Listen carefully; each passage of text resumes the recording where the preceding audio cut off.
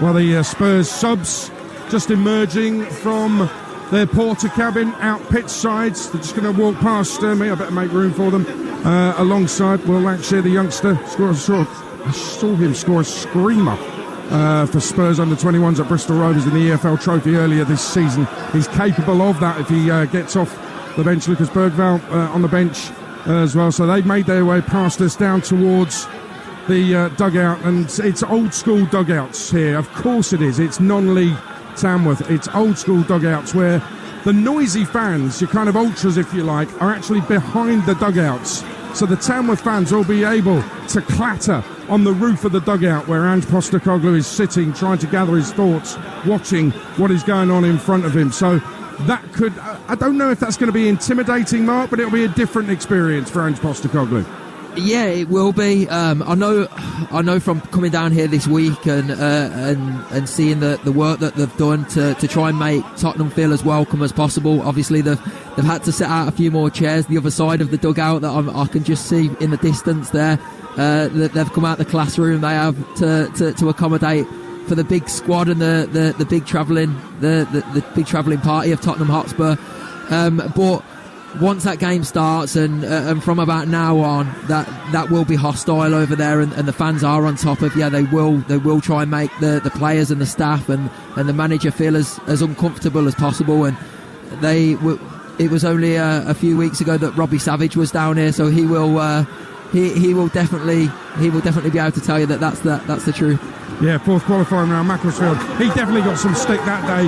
Spurs and Tamworth are making their way out onto the pitch. Listen to the noise here at the Lamb Ground. This is something very, very special live on Talksport. You've got non-league against Premier League. That's what the FA Cup is all about. Talksport at the Lamb Ground, the FA Cup third round. This is perfectly imperfect, this place. Spurs are used to all the luxury and comforts of arguably the best stadium in the world, but this is raw. This is grassroots. This is what the FA Cup and football is all about. Porter cabins, plastic pitches, powerhouse throw-ins. Stand by for the magic of the cup live on Talksport. It's Tamworth Tottenham. Here's your commentary team on Talksport. Tamworth born FA Cup winner Mark Albrighton, alongside your commentator Jim Proudfoot. Thank you, Adrian, and a very good afternoon to you from the southeastern corner of Staffordshire for a tie that really encapsulates the very fibre of this competition. The biggest day Tamworth Football Club have seen here at the Lamb Ground. Whilst they've hosted third round ties here before, it's the first time Premier League opposition have ever visited, and the Lambs dare to dream. It is an immense task they face, of course, gap of 96 places to overcome, but this is a club who've enjoyed back-to-back promotions over the last couple of seasons. It's a team used to winning. From the Southern League, now safely ensconced in mid-table in the National League, they've already beaten 2 League One teams to get this far, but this, though, is on a different level. Spurs fans, 850 of them housed away to our left in the castle end in a low, shallow terrace that's partially covered. The corner on the far side, hodgepodge of houses of different ages, a jumble of roofs poking over the roof of the stand over on that far touchline, which is the shed, with its temporary TV facilities perched precariously on the top. No space to be had in there amidst the excited congestion. And away to our right, the bottom end. 8 rows of uncovered terracing, ahead of red corrugated iron fencing and tall leafless trees. Excitement is all-pervading. And for the next 90 minutes, Tamworth is the centre of the footballing universe. They line up with Singh in goal, Crompton, Cullinane, Liebert, Hollis and Cockrell Moll at the back four, Thompson Milnes in midfield, McGlinchey, Morrison and Anoru, and Creaney, the top scorer up front. For Spurs, Kinski in goal, Porro, Dragoshin, Gray and Reguilon, Saar, Bissouma and Madison, Johnson, Werner and Moore. Spurs in their change kit, sky blue, and it's a big day for the young goalkeeper. Antonin Kinski, only 21 years of age and plenty of experience of playing at youth level in his native Czech Republic, but he's seen very little first-team football in his career in the grand scheme of things. Played very well the other night, but this is something completely different for him here, Mark. Yeah, watched that the other night and I thought he was superb. Everything he did to a good level. You could tell as well with the pictures at the end how much it meant to him to be there. So yeah, like you say, this is totally different. This will be a test for him of a different kind, obviously with the set pieces and the ball getting thrown on top of him, he will have to be brave. He'll have to make the right decisions, and he'll have to command his penalty area, and he'll have to be a voice as well. He'll have to be a voice behind that back four as well. So the Spurs players just go into their huddle away to their left-hand side. They will be kicking downhill in the first half from left to right as we look at it. Tamworth just waiting patiently in their red and black striped shirts, black shorts, and the very experienced Jazz Singh away to our right. What a day for him. His 7th season here at Tamworth. Played more than 250 games for the club. He, at the age of 35, must have sensed that this day would never come, but it's here. Well, the disparity is enormous. So are the odds. But twice in the last 12 years, non-league sides have knocked Premier League teams out of the cup. It can happen. If Tamworth topple Tottenham here, it'll be a shock to rival anything that this great competition has ever produced. But the Lambs dare to dream, and if they deliver, it will be talked about for the rest of our lives. James Maddison just waiting for the signal to get the game underway. Referee is Peter Banks, who's shown a couple of Premier League red cards this season. And he is just waiting for the go-ahead to get this FA Cup third-round tie off and running. And what a belter we have in store. It'll be Maddison, who hails from not a million miles from here. They're down in Coventry, will get the game underway. Just jumping up and down on the spot. Just a little brief hiatus here, and don't know quite what the problem is, Mark. No, Maddison seems to have run over to the side. I don't know if it's a last minute drink by the looks of it. I'm not sure what the delay is. The players look a little bit confused as well. I think it's the netting actually at the bottom end of the ground.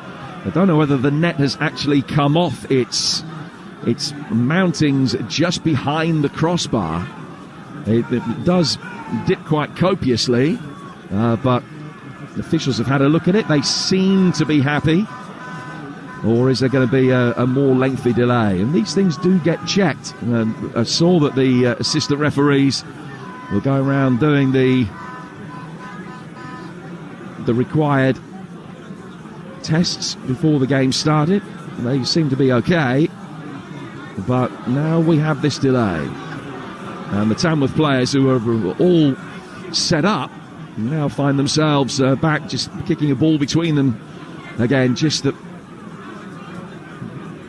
making sure that they stay fit, stay warm, which is what you need when you're in a game of this magnitude, the biggest that any of them have ever played, and everything normally goes to such routine. And then you find yourself, oh, hang on a minute, we've got a delay, and at this stage, if it is a problem with the netting, I don't know how long it's going to take to get it sorted out. No, and I think as well with the Tamworth players, they would have got themselves in a mindset, right, with seconds away from kick-off, biggest game they've ever played in, and then all of a sudden there's a delay, and you have to stop and go again. But yeah, they need to keep warm as well. Obviously, it's not the warmest of days, so they need to keep themselves warm and make sure that this doesn't hinder them. Well, Jazz Singh, the goalkeeper, is the man that is actually doing the repairs, because as a goalkeeper, as you can imagine, he's pretty tall, about 6'3", 6'4". He can reach the underside of the bar, and the groundsman that came on to help him can't. So the referee, Peter Moores, is now making his way over. The groundsman, is he happy, or is there a significant problem? I think it's the latter, because if you look at the way that the net goes down behind the goal, it's no tension in it at all. And so I think that it has just come off one of the pegs that is keeping it up to the crossbar. And that is what they're looking at now. And only now do they bring a chair across. I mean, all the chairs are being used by the Tottenham substitute, so I think Heung-min Son has had to give up his chair to get it repaired. But to see that he's on his shoulders there, trying to mend it. Well, just when you think you've seen it all in football, before an FA Cup third-round tie, you've got one player on the shoulders of another repairing the net after the scheduled kick-off. The beauty of the FA Cup. The beauty of the FA Cup, indeed. So I think everything is now sorted. We're okay. There's no VAR, of course, which makes that even more important. Had the ball crept in and gone in that slight gap between the netting and the crossbar, who knows what would have happened. Anyway, we're okay. And slightly later than advertised, we're about to get underway. Tottenham at Tamworth in the FA Cup third round. And Spurs with the kickoff, working it back immediately for Gray, who just got a very early welcome to the game there from Dan Creaney, who went in for the ball, got there a little bit late. The play allowed to continue, and Noru can work it forward. There's a suspicion of handball against Porro. He's inside the Tottenham penalty area, and it's a fine save from Kinski. And Tamworth with a chance, testing the goalkeeper inside the opening 30 seconds of the game. Yeah, absolutely incredible start.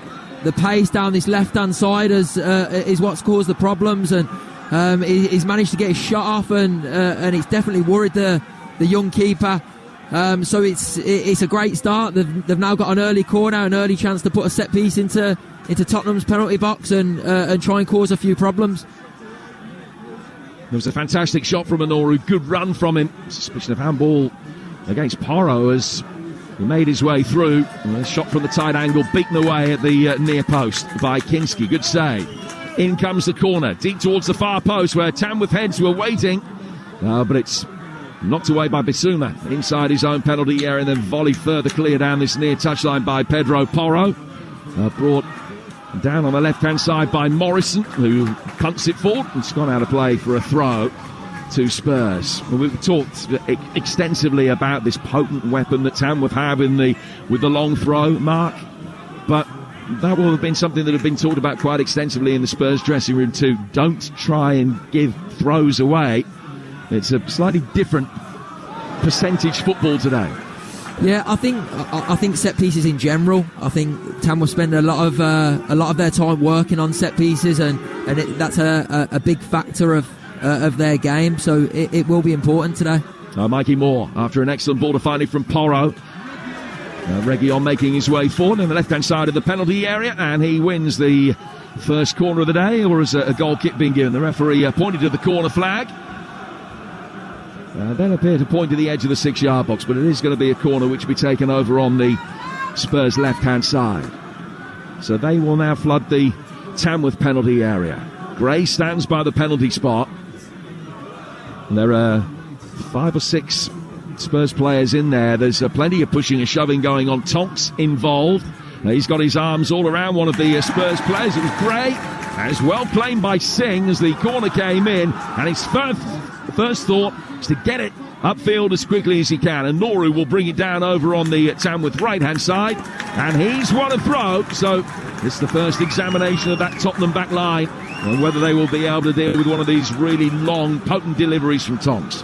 Yeah, that seems a feature of their game as well. Get the ball into space. And Noru he's definitely a threat with his pace, and now they've got this thrown out of it, and see if they can create something from this.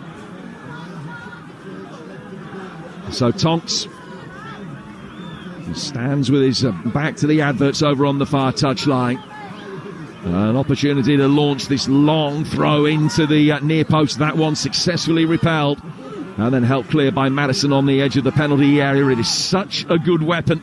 And that long throw, winning the FA Cup tie that they played here against Huddersfield, when they put one in right underneath the bar, and goalkeeper Maxwell helped it in without a touch. It just would have been a goal kick, but the touch from the goalkeeper gave Tamworth the goal. It was the only goal. Now the ball given away in the midfield, and Milnes can pick it up for Tamworth, working it to his right-hand side. An opportunity for the Lambs to bring it forward with McGlinchey. It's knocked away easily by Madison.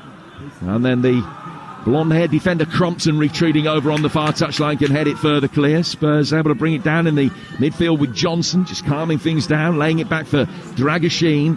And he in turn goes square to his left-hand side for Archie Gray. Really good start from Tamworth. 4 gone, it's 0-0. Here's Mark Albrighton. Yeah, great start from Tamworth. They've had a couple of early set pieces. They've utilised the space at the pace of Anoru, and but I think that won't be a shock to Tottenham. Werner here. Just picking it up on the edge of the penalty area. It's knocked away by Crompton and brought down in the midfield comfortably by Tonks. He gets it forward towards Noru. Now to the left-hand side, he's got Creaney. He's got him in space as well. He's just rolled Creaney in, but he's offside. Noru puts his hands up in dismay, looking across to the assistant referee. And the flag up as soon as the ball was released for Creaney. And it's a free kick that Spurs will take on the edge of their own penalty area. Yeah, I think Spurs would have been expecting a bit of a frantic start. First 10 minutes, this won't be a shock to them. But I think once they settle into it and everything calms down a bit, and they can bring the ball down, pass it around, and slow things down, play at their tempo, get Maddison on the ball to dictate the pace of the play. I think that's when we'll start to see Spurs come into it a little bit more. Well, here's the dark-haired Archie Gray back to his goalkeeper. Kinski to Dragoshin. Now down towards Papsar on the right-hand side of the midfield. He can effectively work it through towards Maddison's able to pick it up. Good movement ahead of him comes from the Reguilon. And Spurs just maintaining possession inside their own half. Gray's got it again. Forward from him into the feet of Basuma. And back for Gray once more. Turned at his left-hand side.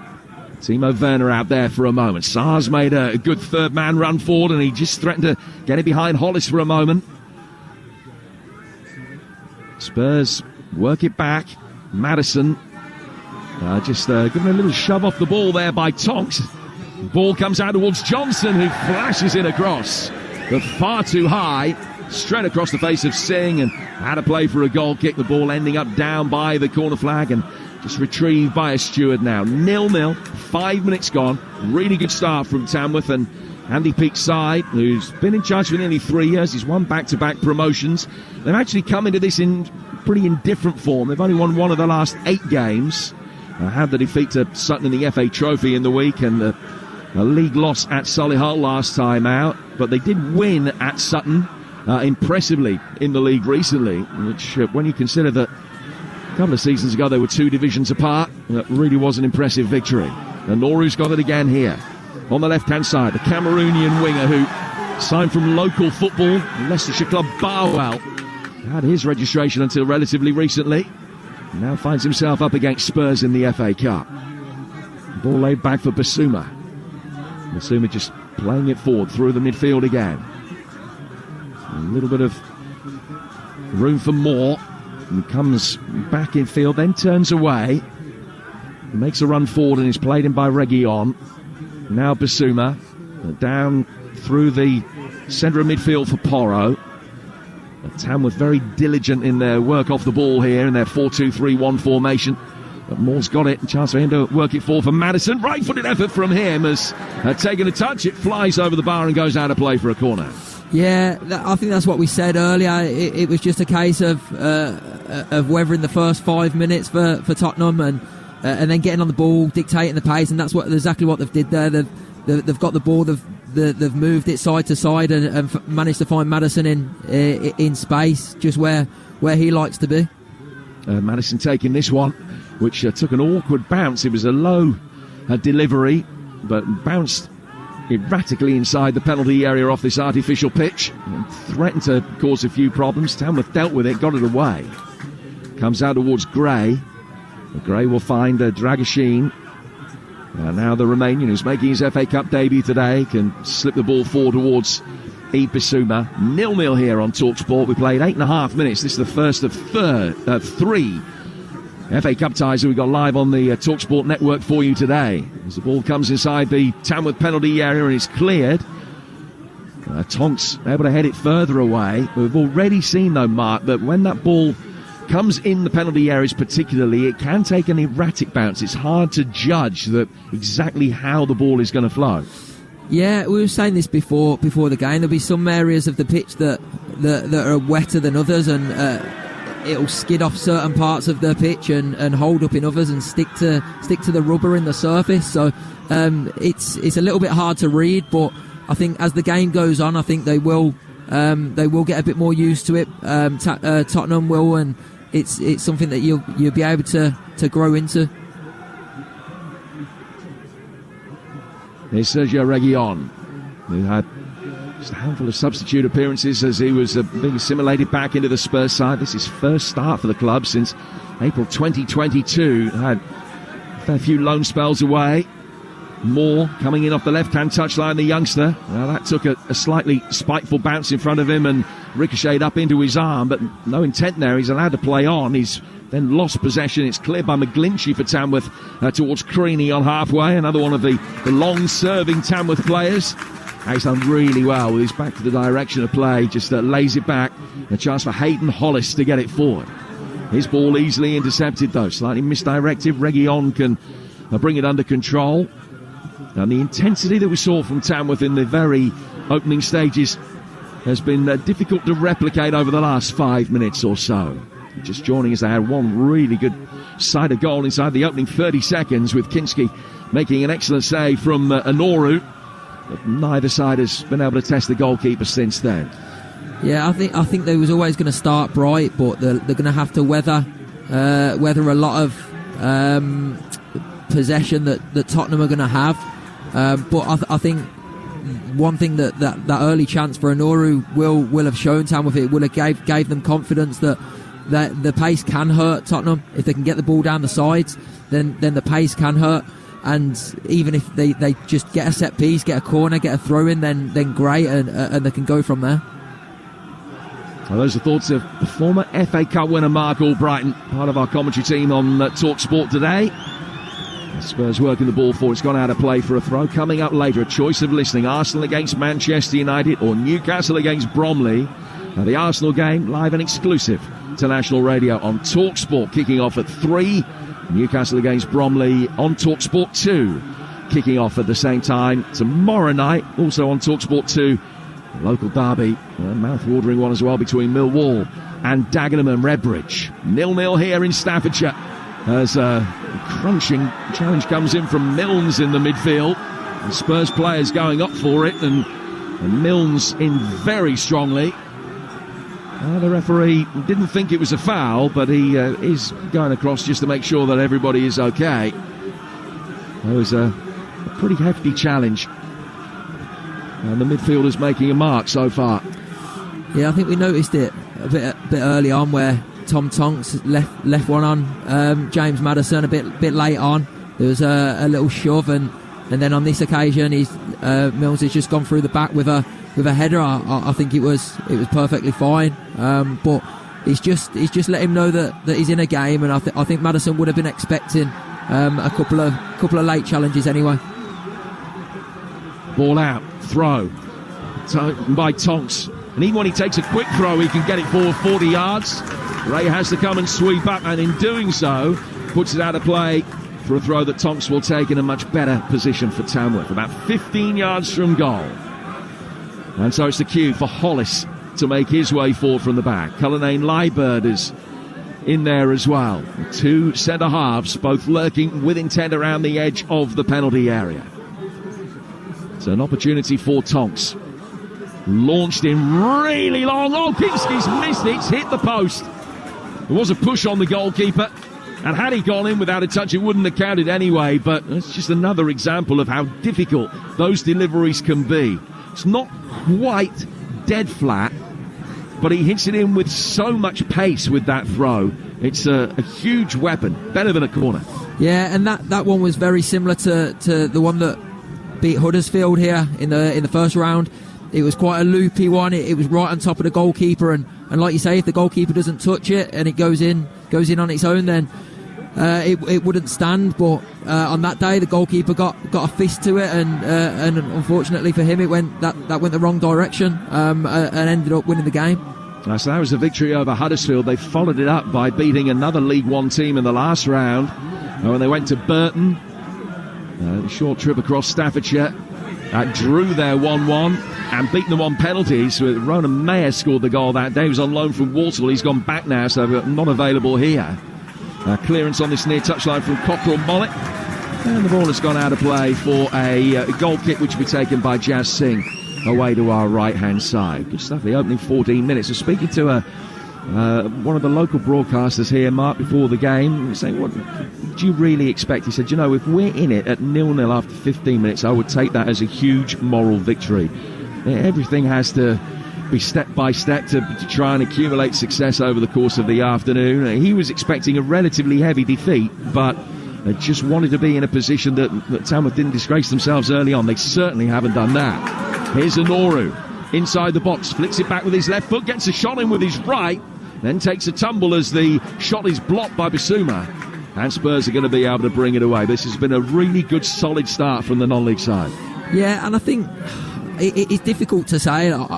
A lot of people are saying that they think Tottenham will come here and really run away with it, but I've seen Tamworth play a few times this season, and the longer that they can stay in this game, they've scored so many late goals, and they've got a never say die attitude, and I think if they can stay in the game, that could help them today. Now Madison flicking around the corner. Porro can make his way forward. Brennan Johnson's got it right hand side of the box, gets it inside the penalty area for Werner. He can take a couple of touches, works it back for Johnson again. Now Werner still can't get himself into a shooting position. Madison might be able to twist onto his left foot and hits a dipping effort that doesn't clear the bar by much. No, and that's what James Maddison is good at. He's got the ball on the edge of the box, and he's got the quality to go with either foot, and that's what makes him a special player. He can bend one in with his left foot, he can hit one with his right, and it's a defender's nightmare because you don't know whether to dive in, you don't know when he's going to feint the shot, you don't know when he's actually going to hit it. On this occasion he goes with his left foot and he's ever so slightly over, and but he's finding his range. That's 2 shots he's had now. First one was blocked, that one slightly over, but like I say, he's finding his range, and I'm sure he'll get a few more chances during the course of this game. 16 minutes in, possession 80-20 in Tottenham's favour, but it is Tamworth that have marginally had the majority of shots in the game so far. Their home record has been pretty good. When you consider they've won back-to-back promotions, they've still only lost twice here all season in the league. To Hartlepool and Altrincham beat them as well. But it's the home form that has been outstanding. They won 61 games over the last 2 seasons. So they won those back-to-back promotions. So that's in all competitions, obviously. But it's an extraordinary record. And winning breeds winning. Here's Moore coming through the midfield to find Madison. Madison to his right-hand side for Porro. Porro working into the corner of the penalty area, but Johnson underhit his pass. He's able to come back, make a recovery run, and make sure that Inoru can't make his way forward. Porro is in there. He's lost out. And it's played forward by Mills for Inoru. And here he comes driving in the Tottenham penalty area again. Across the edge of the box, too far ahead of Toms. Right-footed effort from McGlinchey. That's blocked and goes out of play for Tamworth's first corner. They don't look phased, Tamworth. They know their strengths. It's Inoru who's the main threat every time he goes forward. His pace is worrying this Tottenham back line, and if Tamworth can keep playing to that, then they've definitely got a chance. It was a good strike by McGlinchey there, and it was well blocked by the Tottenham defence. So McGlinchey waits on the edge of the D. There are 6 of his teammates inside the penalty area, with Tonks in there inside the 6-yard box trying to make life difficult right in front of the goalkeeper, who kept his eye on the ball, came out. Defenders did well to just give him a path out towards the ball. He caught it cleanly, and now we'll try and get it upfield. Creaney stops him getting it forward immediately. He's another one of the long-serving players here, Dan Creaney. Got 40 goals a couple of seasons ago as Tamworth won the Southern League. 40 goals in a season, and he's got nearly 90 for the club all told. But one today would be far and away the biggest of his career. That goes without saying. Archie Gray can bring it forward. 18 minutes in here. Tamworth 0, Tottenham 0. What should, if anything, Spurs be doing more of, Mark, than they are at the moment? I think they just need to settle a little bit. Make a few more passes. They don't need to go forward too soon. They need to be patient. Just have a few passes in the middle of the park. Move the ball from side to side. Try and tire this Tamworth team out, because it will happen. Obviously, they are only a part-time team. The fitness levels aren't going to be the same as this Tottenham team. So I think just keep the ball. There's no rush. They haven't got to win it in the first 10-15 minutes. So just be patient and try and grow into the game, gain confidence with passages of passes. Crompton has done really well. The Tamworth right back to turn the ball away from Moore, get it upfield. Basuma winning it back in the midfield from Milnes, his opposite number. And now poking it forward towards Sarr. Sarr immediately, first time out towards Johnson. High clip ball in from him towards Moore. Just didn't quite come down in time for him. And then Reguilon thinks he's won the corner, but has pushed McGlinchey. And a free kick has instead been given Tamworth's way away to our right-hand side. 20 minutes behind us have flown by. It's been an engaging spectacle. Yeah, it has. Yeah, it's been fairly even, I would say. I know the possession stats are very in favour of Tottenham, but in terms of action in final thirds, I think it's been fairly even. Tamworth have had their fair share of opportunities. Tottenham have had a couple of shots from distance, a couple of crosses. So I think it's a very even matchup at the moment, and it's a good game to watch for a neutral as well. Not that there are too many of them in here today, as you can imagine. You're listening to Tamworth against Tottenham in the FA Cup. Game day live on Talksport with Carling, the official partner of the FA Cup. 18 plus, please drink responsibly. And also a very good morning to you if you're listening in North America. We're live on Sirius XM FC again as we bring you Talksport's coverage right across Canada and the United States of this wonderful FA Cup weekend. 10 games on the Talksport network over the course of this weekend in the FA Cup third round. One relative shock yesterday with Plymouth defying the form and defying the deficiency that they got against Brentford to knock the Bees out at the G-Tech. But other than that, still waiting for the real headline shock. Is it going to be here in South East Staffordshire today? Spurs stroking the ball about in the midfield again. Gray, shock of dark hair, is just able to bring the ball forward and knock it off to the feet of Yves Bissouma. Bissouma turning one way and then another. He plays it out towards the left-hand side. Well played by Reguilon. Around a couple of players. Continued his run forward. Madison trying to backheel the ball back into his path. Missed him. Now Milnes can bring it forward. An early ball that was worked out towards Anoru, and plenty of Tamworth's attacking players gravitated down the left-hand side. Didn't quite get there on this occasion.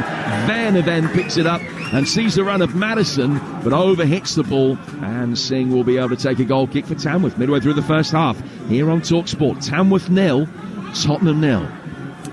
Yeah, I think Tottenham have got the numbers in the middle of the park. Obviously, Bissouma, Sarr, Madison, and with Pedro Porro coming in from that fullback position as well, they've certainly got the overload in that central area, and that's where they can really work Tamworth. They've got the number overload, and if they can make passes and break through, play 3v2s, 2v1s, and that's where they could find the spaces.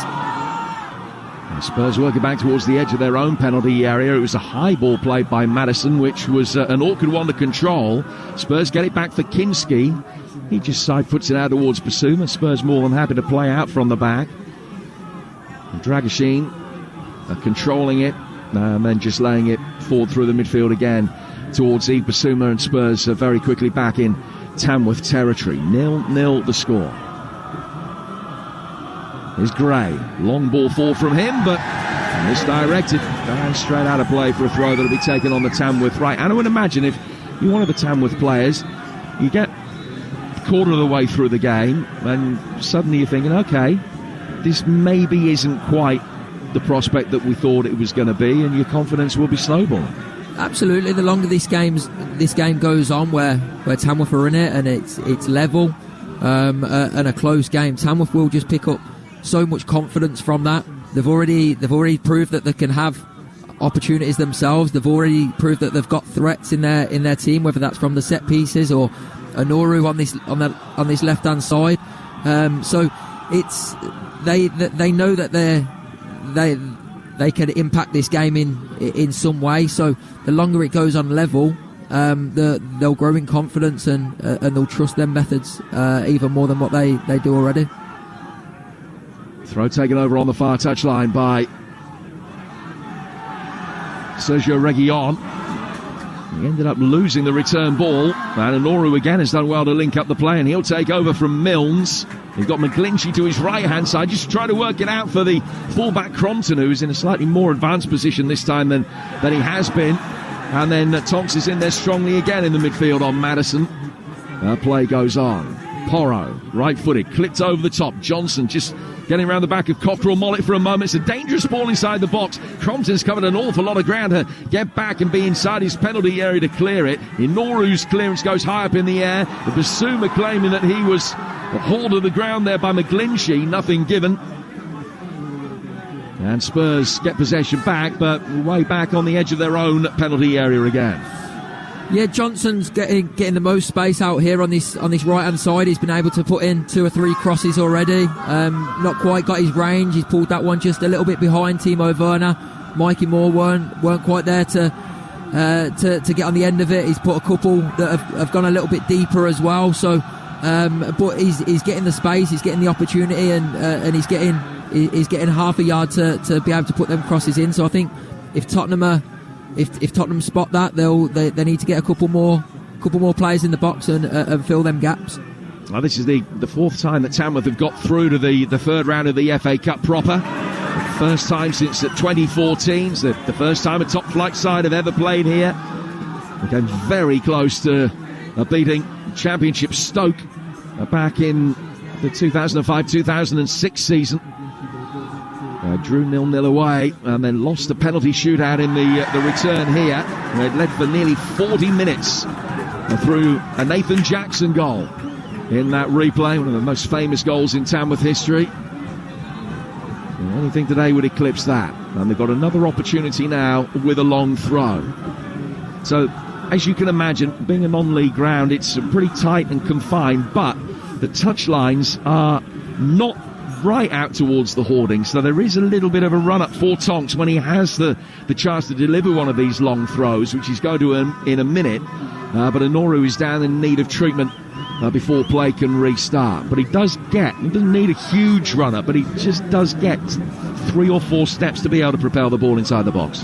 I think, like we noticed early on with the quick throwing that he took, he could just pick it up and throw it quite a distance anyway. Obviously, if he's got the run up as well, it makes it even better. I think he's picked up a towel or a blanket off one of the paramedics over on that far side there to wipe the ball, which is something that you don't see every day. But if that helps him out and gives him a better grip on it, then I'm all for it. Noru has received his treatment. He's just making his way back over towards the far touchline and is going to be able to continue in a moment. So Tamworth temporarily down to 10. But here is a better angle for a long throw, because this one is about 30 yards from the corner flag, maybe 35. Tamworth fans behind him look on expectedly. Here it is, launched in long. Much more loop on this one. Well headed away by Dragoshin. And it'll come out the right-hand side of the Spurs penalty area and launched long then by Porro. High ball over the top from him. Jazz Singh comes outside his box. Waited and waited. Looked as though he wasn't going to get there for a moment, but it was cleared, and then Cockerell Mollett will head it further away. Now Porro, again, looking for the long ball over the top. Crompton going up for it. Wins a good header against Madison. And Milnes can clear over halfway. Noru back on the field, back involved in the action. Forces Gray to head the ball away, and it's another Tamworth throw, but this one not in a dangerous area. It's about on halfway. Yeah, and I think then when the ball gets played long there by Pedro Porro and it's running through to Jazz Singh, I think that's an instance where we seen the ball hold up in the pitch. The bounce has dropped it short, so it's difficult for Jazz Singh in the Tamworth goal to be able to read it. So these are the little things that with this pitch it makes a difference, and it's definitely something that Tamworth need to utilise themselves as well. Spurs have got the ball in their left-back position. They've got a throw. Mike, you talked in the build-up with Adrian about the fact that you played on this pitch 6 weeks ago, and we talked about the discernible slope on it as well. Spurs kicking downhill in the first half as they work it forward towards Werner. I just wonder whether it is much easier going downhill than uphill, or maybe even vice versa. Spurs get a corner here. Yeah, I didn't really notice too much difference about the actual slope on the pitch, I must admit. I don't think you notice the slope too much when you're playing on it. I think obviously the surface in general, you do notice, but the actual slope weren't really a factor. There's plenty of black crumb on the pitch and visible from here in little patches and in long stripes at places on the pitch. The Spurs with a corner, their second, 0-0 the scoreline here. We'll play half an hour. This FA Cup third round tie on Talksport. Jim Proudfoot and the former FA Cup winner Mark Albrighton talking you through the action from Mark's hometown. And Madison will take this corner. 2 inside the 6-yard box, in towards the near post. Cockrell Mollett with a really good header away, and McGlinchey can help it further clear, and that was then misjudged by Werner, which almost gave an opportunity for Morrison to make his way forward. He's lost possession though. Madison again, low ball in this time, scuffed clear by Crompton, only as far as Werner. Crompton then blocks his shot, comes back outside the penalty area, and Spurs lose it. And Porro wasn't happy, he felt he was pulled back there, but the referee, Peter Moores, has let play go on. Tamworth with it back, get it back for Hollis, and he goes across the back line for Crompton. Good defending by Crompton on a couple of occasions. He's shown up well, the young right back. Ball played back towards Singh, and he's just chipped it down towards Cockrell Mollett right in front of us, the Tamworth left back. Now they try and get Noru in, but Porro steps across and is able to cut that out. Ibasuma bringing it forward. He's about 15-20 yards outside the penalty area, and that's where the ground flattens off. Comes out for Madison. Good save. Struck it beautifully, but it's a fine stop by Jazz Singh, diving away to his left-hand side to tip it around the post for a corner. Yeah, superb save, and it's Madison again. That's his third shot of the game from in and around the penalty area. Lovely bit of skill to knock it through the legs of the Tamworth midfielder, and he's managed to get his shot off. He's gone with his right foot this time, tried to bend it in that near post, and Jazz Singh was alert to tip it round the corner. James Madison, a right marker, former FA Cup winner, 8 Premier League goals this season. In comes the corner towards the near post. Gray going up for it, comes out for Sarr through a crowd, and that one's bundled away at the near post and put out of play for another corner. It was Creaney in defensive duty, and the Tamworth number 9 just stuck out a left foot, threw it at the ball, diverted it past the post, exactly why he was there. Spurs trying to build the pressure. Another opportunity to take this corner. Reguilon, a deeper one this time, headed away by Crompton. And on the right-hand side of the penalty area, McGlinchey will chase after it, takes it down towards his own corner flag and lays it back for Crompton, who clears. Tamworth just struggling to get out at the moment. Madison is in there, got caught again. Play goes on. Werner, now Sarr. And Madison just now picking himself up, and that was a pretty fearsome whack that he took. Just getting a little bit of the bird from the Tamworth fans. And the Bissouma to Sarr. Sarr down on the right-hand side of the box. Johnson laying it back into the feet of Bissouma. Johnson's got it again, working it round the corner. Good run from Porro, but a really poor cross to follow it. And he's just punted it way over the 3, arriving at the far post.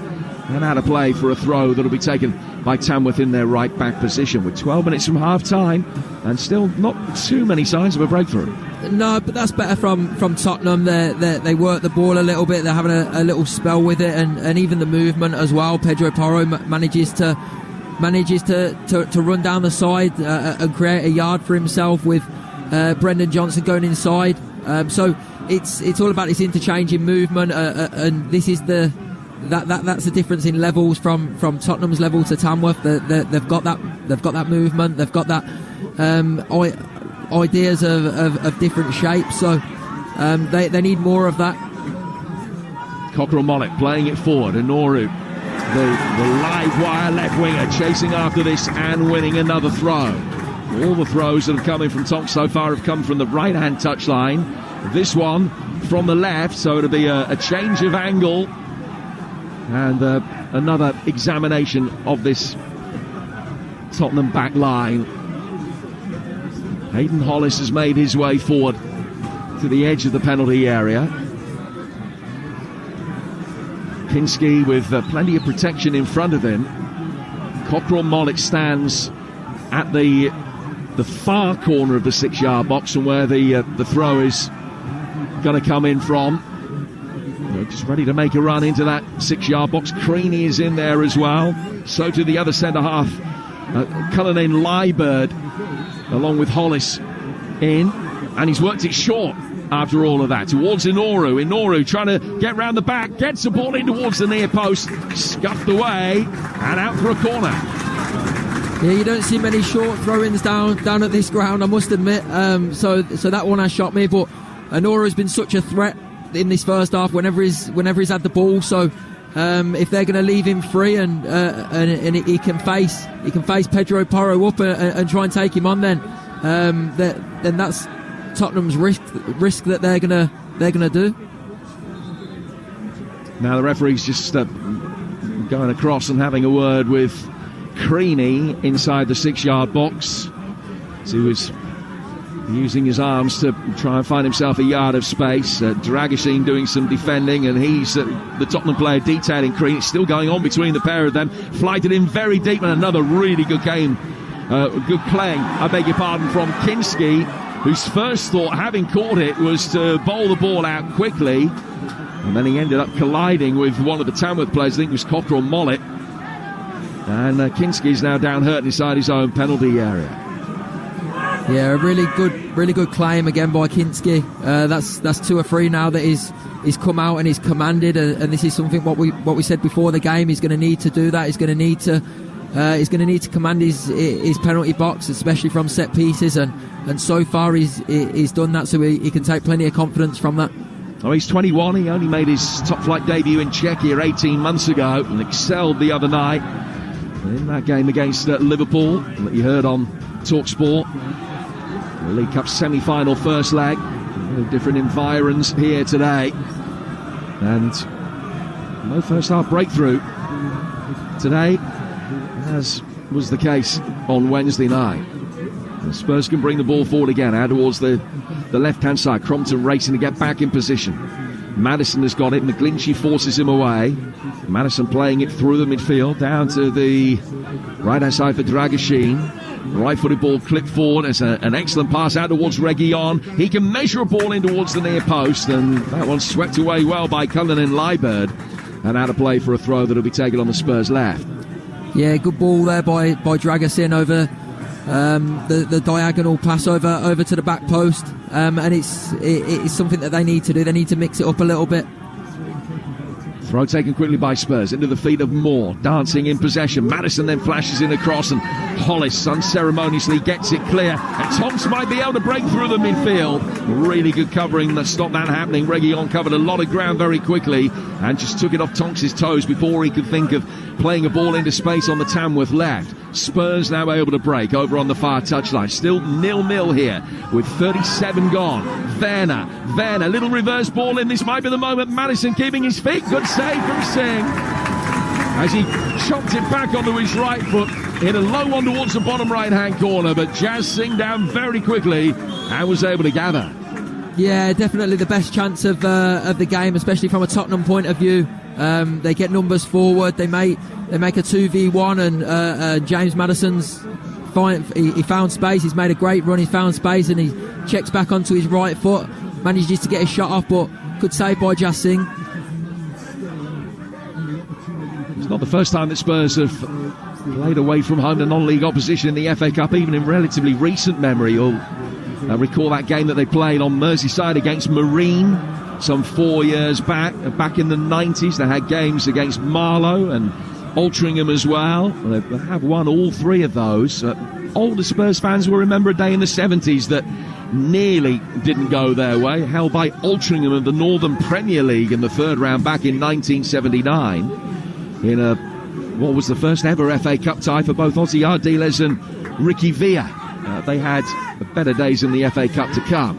Did win the replay at Main Road. The Spurs with a Colin Lee hat-trick.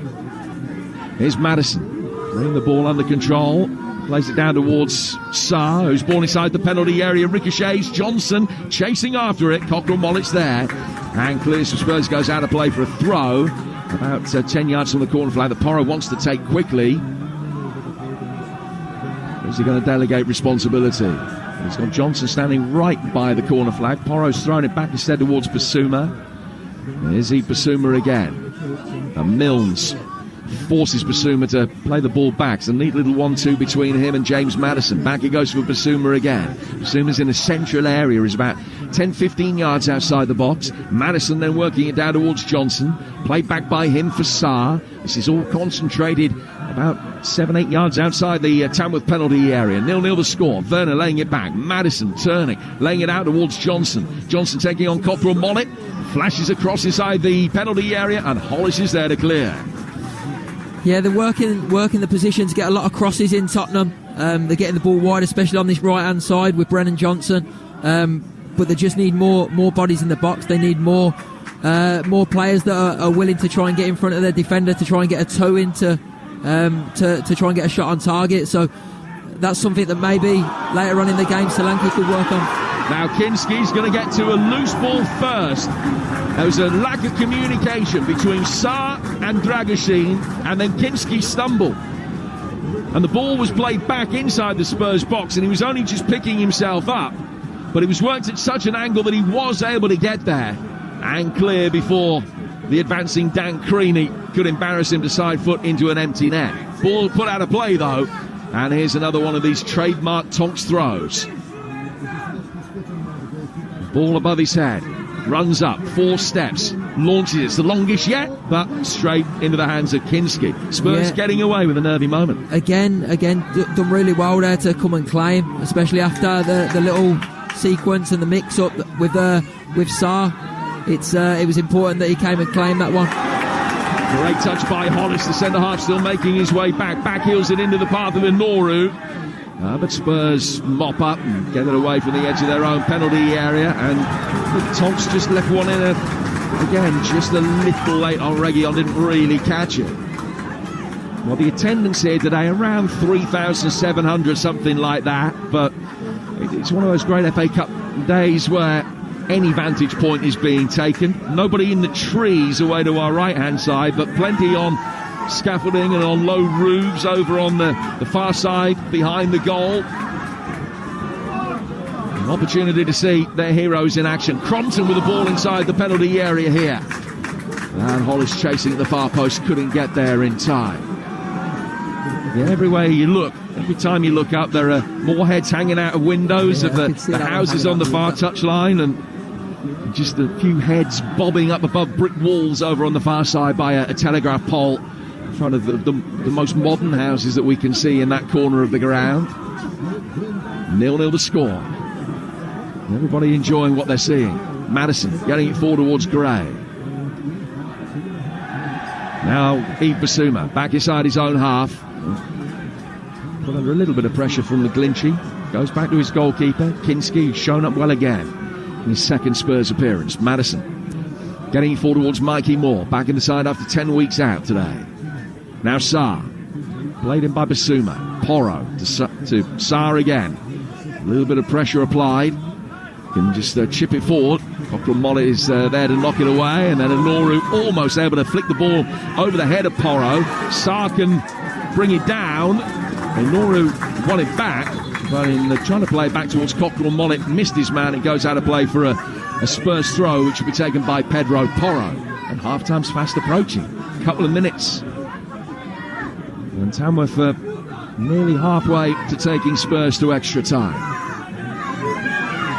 Porro. There's not going to be too much time to be added on. I wouldn't imagine it would be any more than 1 minute. Basuma plays the ball to his left. Reguilon almost sized up a shot there, 35 yards out, but goes out towards Mikey Moore instead. Moore's cross inside the penalty area, took a deflection and then a horrible bounce. Coming back to cover, Tonks has done well, and Cockrell Mollett aims for your car, Mark. And he nearly hit it. Yeah, I think that's where they've just got to be a little bit more composed, a little bit more relaxed on the ball. I'm sure he's tired. It's been a tough half for him, but he needs to just compose himself and try and make a couple of passes and try and find a red shirt. Tamworth fans in front of us suggesting, and with justification, that Pedro Porro should at least take the throw from the right half of the field.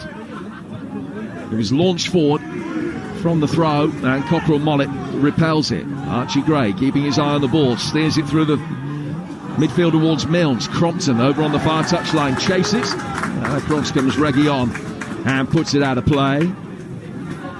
There will just be one additional minute. That confirmed. We're 40 seconds away from that now. And over on the far side, you see Ange Postecoglou standing with his arms folded across his chest.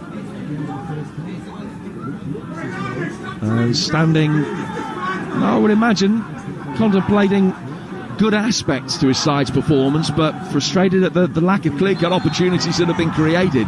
Just the 2 shots on target, despite 77% possession through the opening 45 minutes. They've got a free kick now, but it's deep inside their own half. Just poked forward towards Reguilon. Into stoppage time then, here on Talksport. Tamworth 0, Tottenham 0. Radu Dragoshin able to bring the ball forward, lay it down towards Johnson.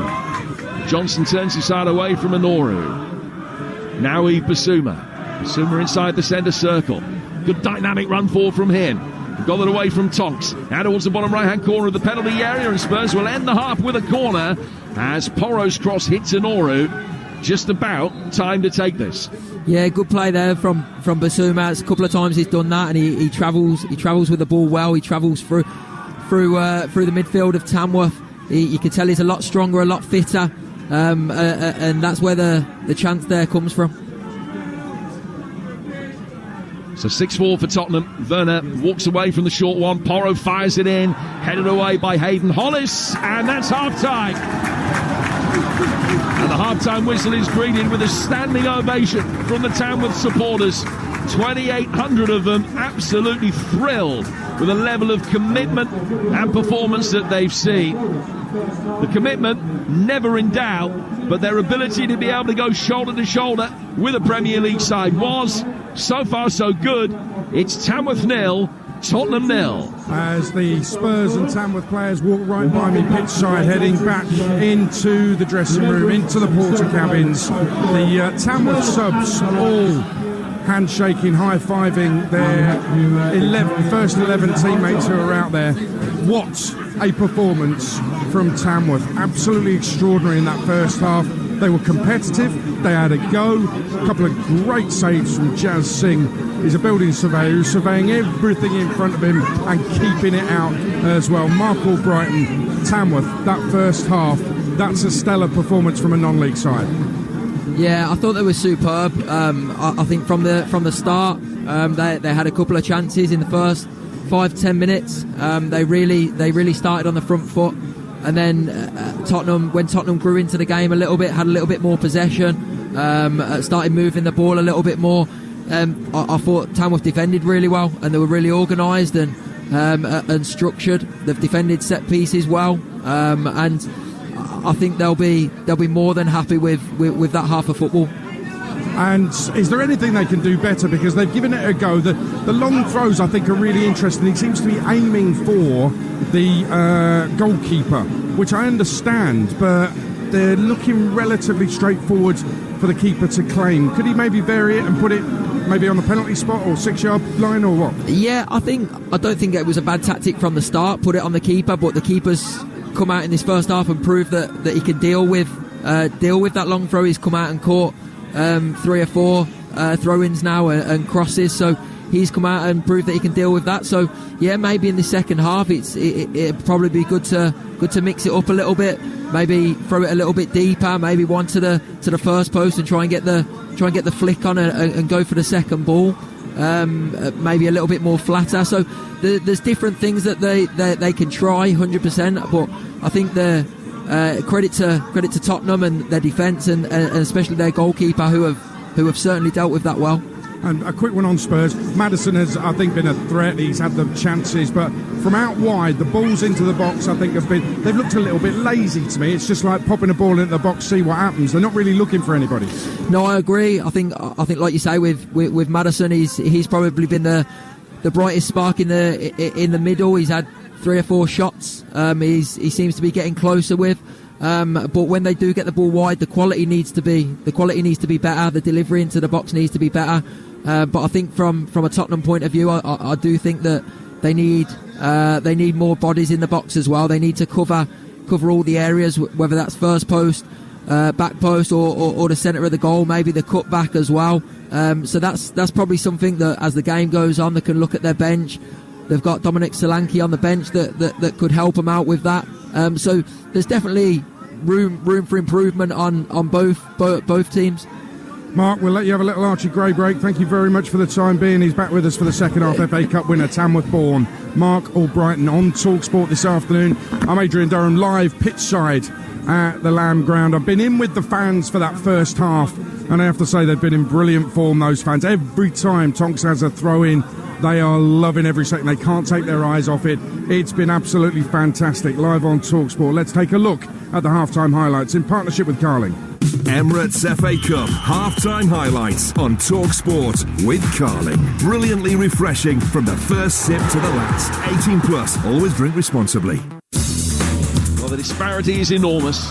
So are the odds. If Tamworth topple Tottenham here, it'll be a shock to rival anything that this great competition has ever produced. Oh, he's inside the Tottenham penalty area, and it's a fine save from Kinski. And Tamworth with a chance, testing the goalkeeper inside the opening 30 seconds of the game. An opportunity for Tonks, launched in really long. Oh, Kinski's missed it, it's hit the post. Madison might be able to twist onto his left foot and hits a dipping effort that doesn't clear the bar by much. Then a little reverse ball in. This might be the moment. Madison keeping his feet. Good save from Singh. Definitely the best chance of the game, especially from a Tottenham point of view. And that was the first half highlights between Tamworth and Tottenham, 0-0. Thanks to Carling. Emirates FA Cup half-time highlights on Talksport with Carling, the official beer partner of the Emirates FA Cup. 18 plus. Always drink responsibly. So goalless here. What a second half to come. Pitch side, the fans are a little bit, I don't think they can believe quite that Tamworth have done what they've done in that first half. All it was missing was someone on the ends of one of those Tonks throws, or maybe the keeper just flapping a little bit, maybe in the second half. We've got more FA Cup third round football to come on Talksport. Tamworth Tottenham 0-0, second half to come, and then after that we'll be at the Emirates for Arsenal Manchester United, live and exclusive on Talksport, or on Talksport 2 you can listen to Newcastle against Bromley in the FA Cup third round. We're going to head to the Emirates next on Talksport. The Emirates FA Cup, live on Talksport with Carling. And that's one back. Get your mates together and enjoy the match with Carling, the beer of football. 18 plus, always drink responsibly. Emirates FA Cup, live on Talksport with Carling. What a driver, what a goal! Oh, yes! Brilliantly refreshing from the first sip to the last. 18 plus, always drink responsibly. It's cold outside, but even though the temperature is dropping, Talksport Bet's here to warm your heart this Sunday with a broadcast boost that's no joke. Arsenal versus Manchester United. Arsenal to win, both teams to score, and over 3.5 goals in the match. Latest price 17-4. Broadcast boosted price 11-2. To this and a flurry of super cool offers and odds, download the app or visit TalkSportBet.com. Talksport Bet. Brilliant broadcaster. Bring it on, bookie. Terms and conditions apply. 18 plus. GambleAware.org. The TUI sale is now on. Book today and save up to £300 per booking. Holiday, here we come. Lock in your getaway with a £0 deposit when you spread the cost by direct debit. Holiday deal? Sorted. TUI. Live happy. Atoll and ABTA protected. Booking T's and C's apply. Selected departures. Minimum spend applies. Direct debit minimum 26 weeks from departure. See website for details. Julie could part exchange her car. Or check out We Buy Any Car. She could be unsure if she got a good deal part exchanging. Or have cash in the bank with more bargaining power to get a bigger car for her five-a-side team. Totally played. Or total player. To get a quote in 30 seconds, enter your reg number now at WeBuyAnyCar.com. Guys, it's Roberta's last day, so can everyone chuck in a couple of quid towards her cake? Oh, do you not think she deserves better than a kid's cake from the corner shop? She's worked at your office for 49 years. Give her a proper send-off. Just use PayPal to pool money together. Right, I know. Then we'll get a 5-tier cake, a karaoke machine, and a giant piñata. Don't just pay. PayPal. A PayPal account is required to create a pool. Pools are free to create. Terms and limitations apply. Hi Gemini, the football transfer window's open. How are my team's stats looking? Well, your team definitely has a lot of star power. Do you think we're going to have a good season? It's going to come down to consistency and a little bit of luck on your side. I'll let you know if we win. I'll be keeping an eye on the scores. Yeah, me too. Now we're talking. Transfer to Google Pixel 9 with Gemini Live today. Sequences shortened. Gemini Live available for ages 18+. Internet required. Results are illustrative. Check responses for accuracy. Feature and account compatibility limitations apply. Put yourself at the heart of the action with Betfred's Bet Builder. With our new Bet Builder Bundles feature, you can combine multiple bet builders across different matches into one accumulator. Choose one of our pre-selected bundles in shops or create your own. Betfred's Bet Builder Bundles. Love football, Betfred. Selected matches and in shops only, 90 minutes only. Maximum stakes apply. Markets made available at Betfred's discretion. T's and C's apply. 18+, gambleaware.org. EasyJet's Big Orange Sale is now on. Get up to 20% off flights to hundreds of destinations. Get your seats locked in. Book now at easyjet.com. Get out there. Selected dates, booked by 11 p.m. the 4th of the 2nd, 25. Flights one way. T's and C's apply. Hi, Jeff Stelling here. Strap yourself in for a massive Monday night of live FA Cup football on Talksport 2. An absolute corker.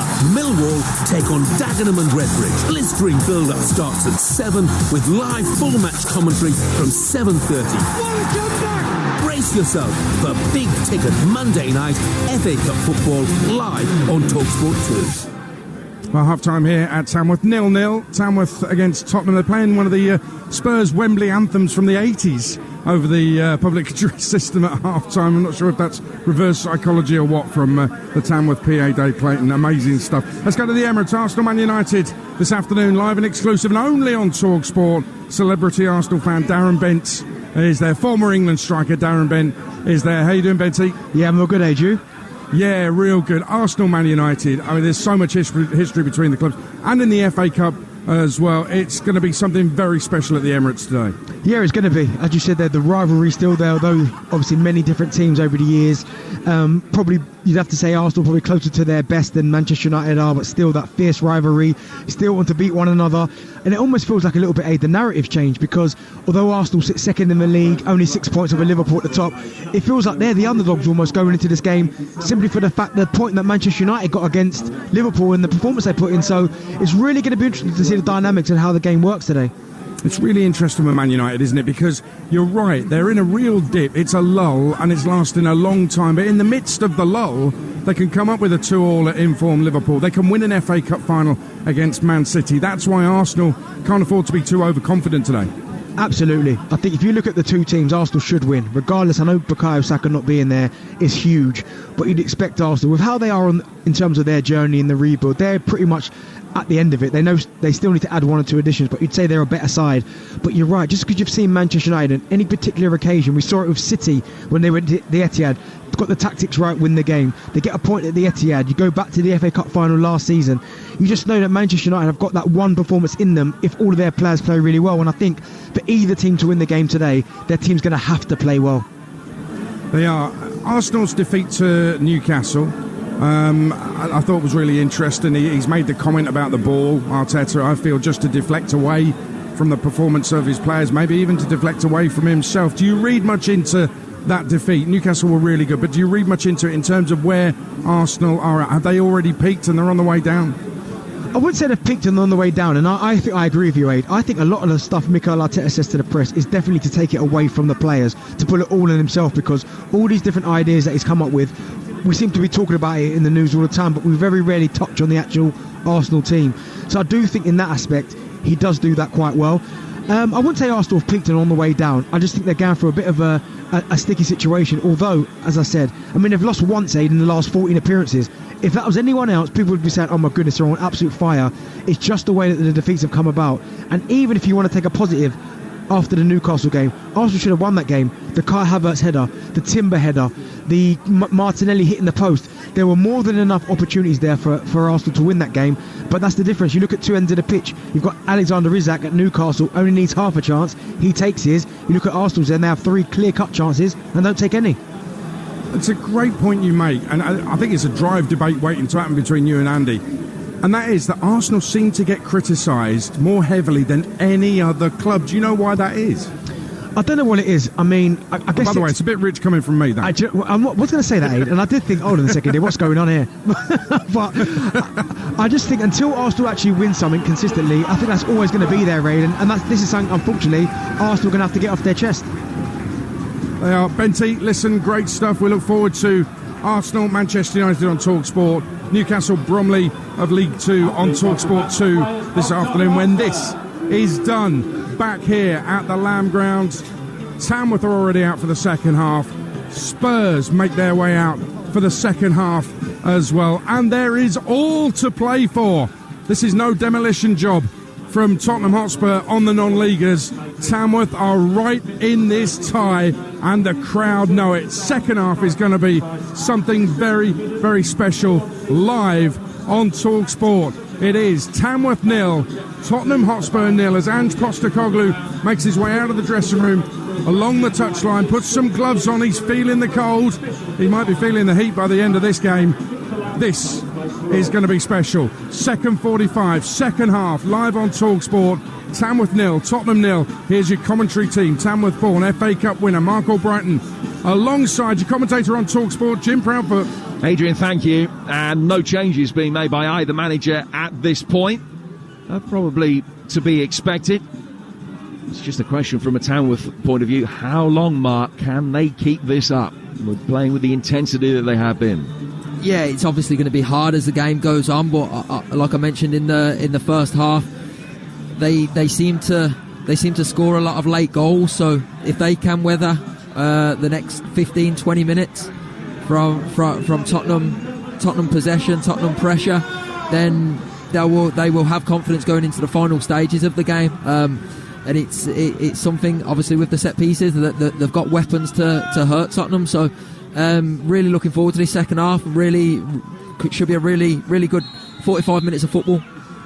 So it's Tamworth that get us back underway in their predominantly black shirts with plenty of red on them as well.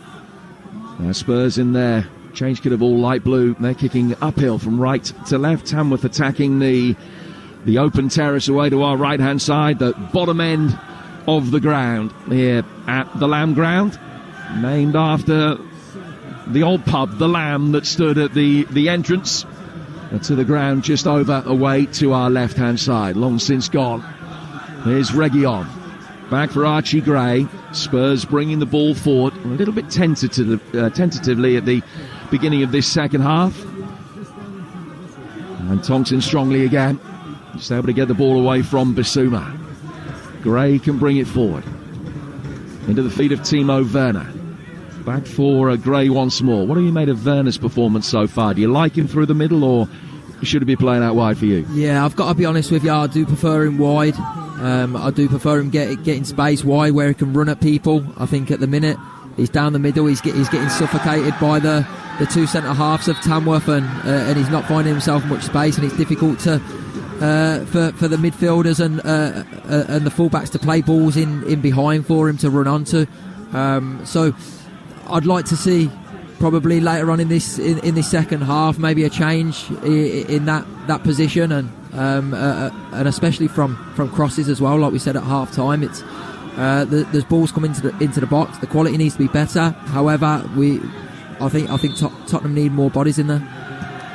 Free kick to Tamworth, taken from just inside Spurs territory, and it's helped on, but the offside flag is up against the centre-half Cullinane Liebird. And a free kick goes Spurs' way inside their own penalty area. The options on the benches for Spurs, in terms of attacking players, Kulusevski, Son, Solanke and Lancashire. So there's a fair bit of cavalry there. Also Spence, Dorrington, Bergvall and Olasese. The side that's out there at the moment, Kinski in goal, Porro, Dragoshin, Gray and Reguilon, Sarr, Bissouma and Madison, Johnson, Werner and more. For Tamworth, it's Singh in goal, one excellent save from him. Crompton, Cullinane, Liebird, Hollis and Cockrell, Mollett, Tonks and Milnes, McGlinchey, Morrison and Oru, and Creaney up front. Oru is quick and chases after the ball, but it's played back to the goalkeeper Kinski from the panicking Dragoshin.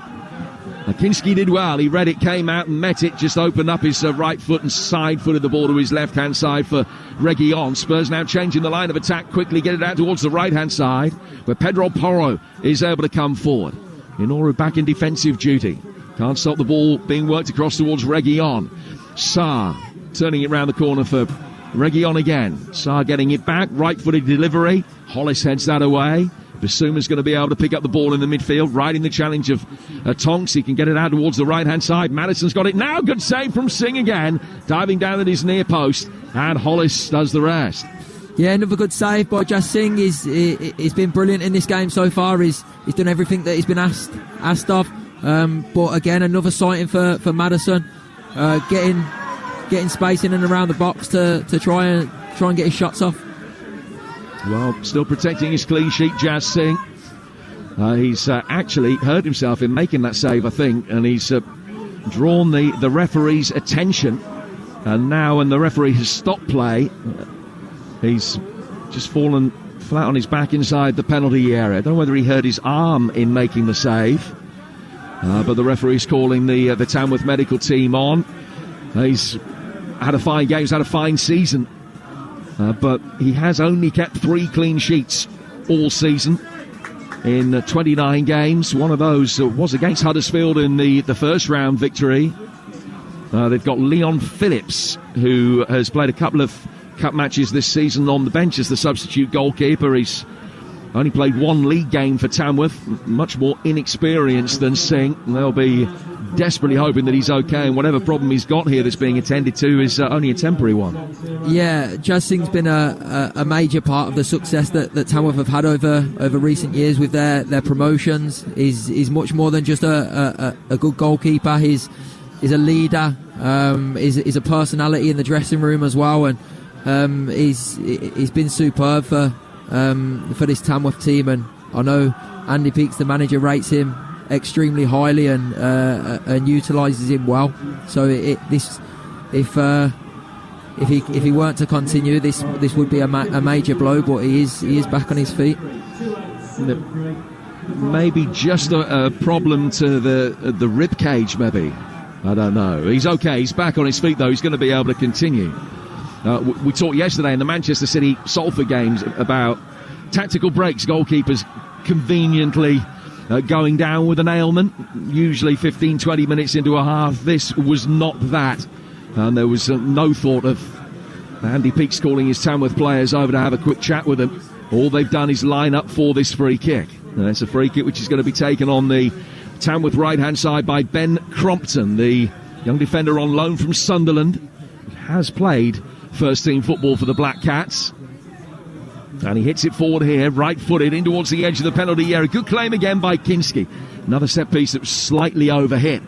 Kinski's a goalkeeper that we've already seen in his 3 halves of football in the Tottenham show. He's more than happy to come out and gamble and back himself to be able to claim anything with his handling good under pressure. Yeah, I've been really impressed with him. Obviously watched him in the week. And he looked composed, he looked comfortable, both with his feet and his handling.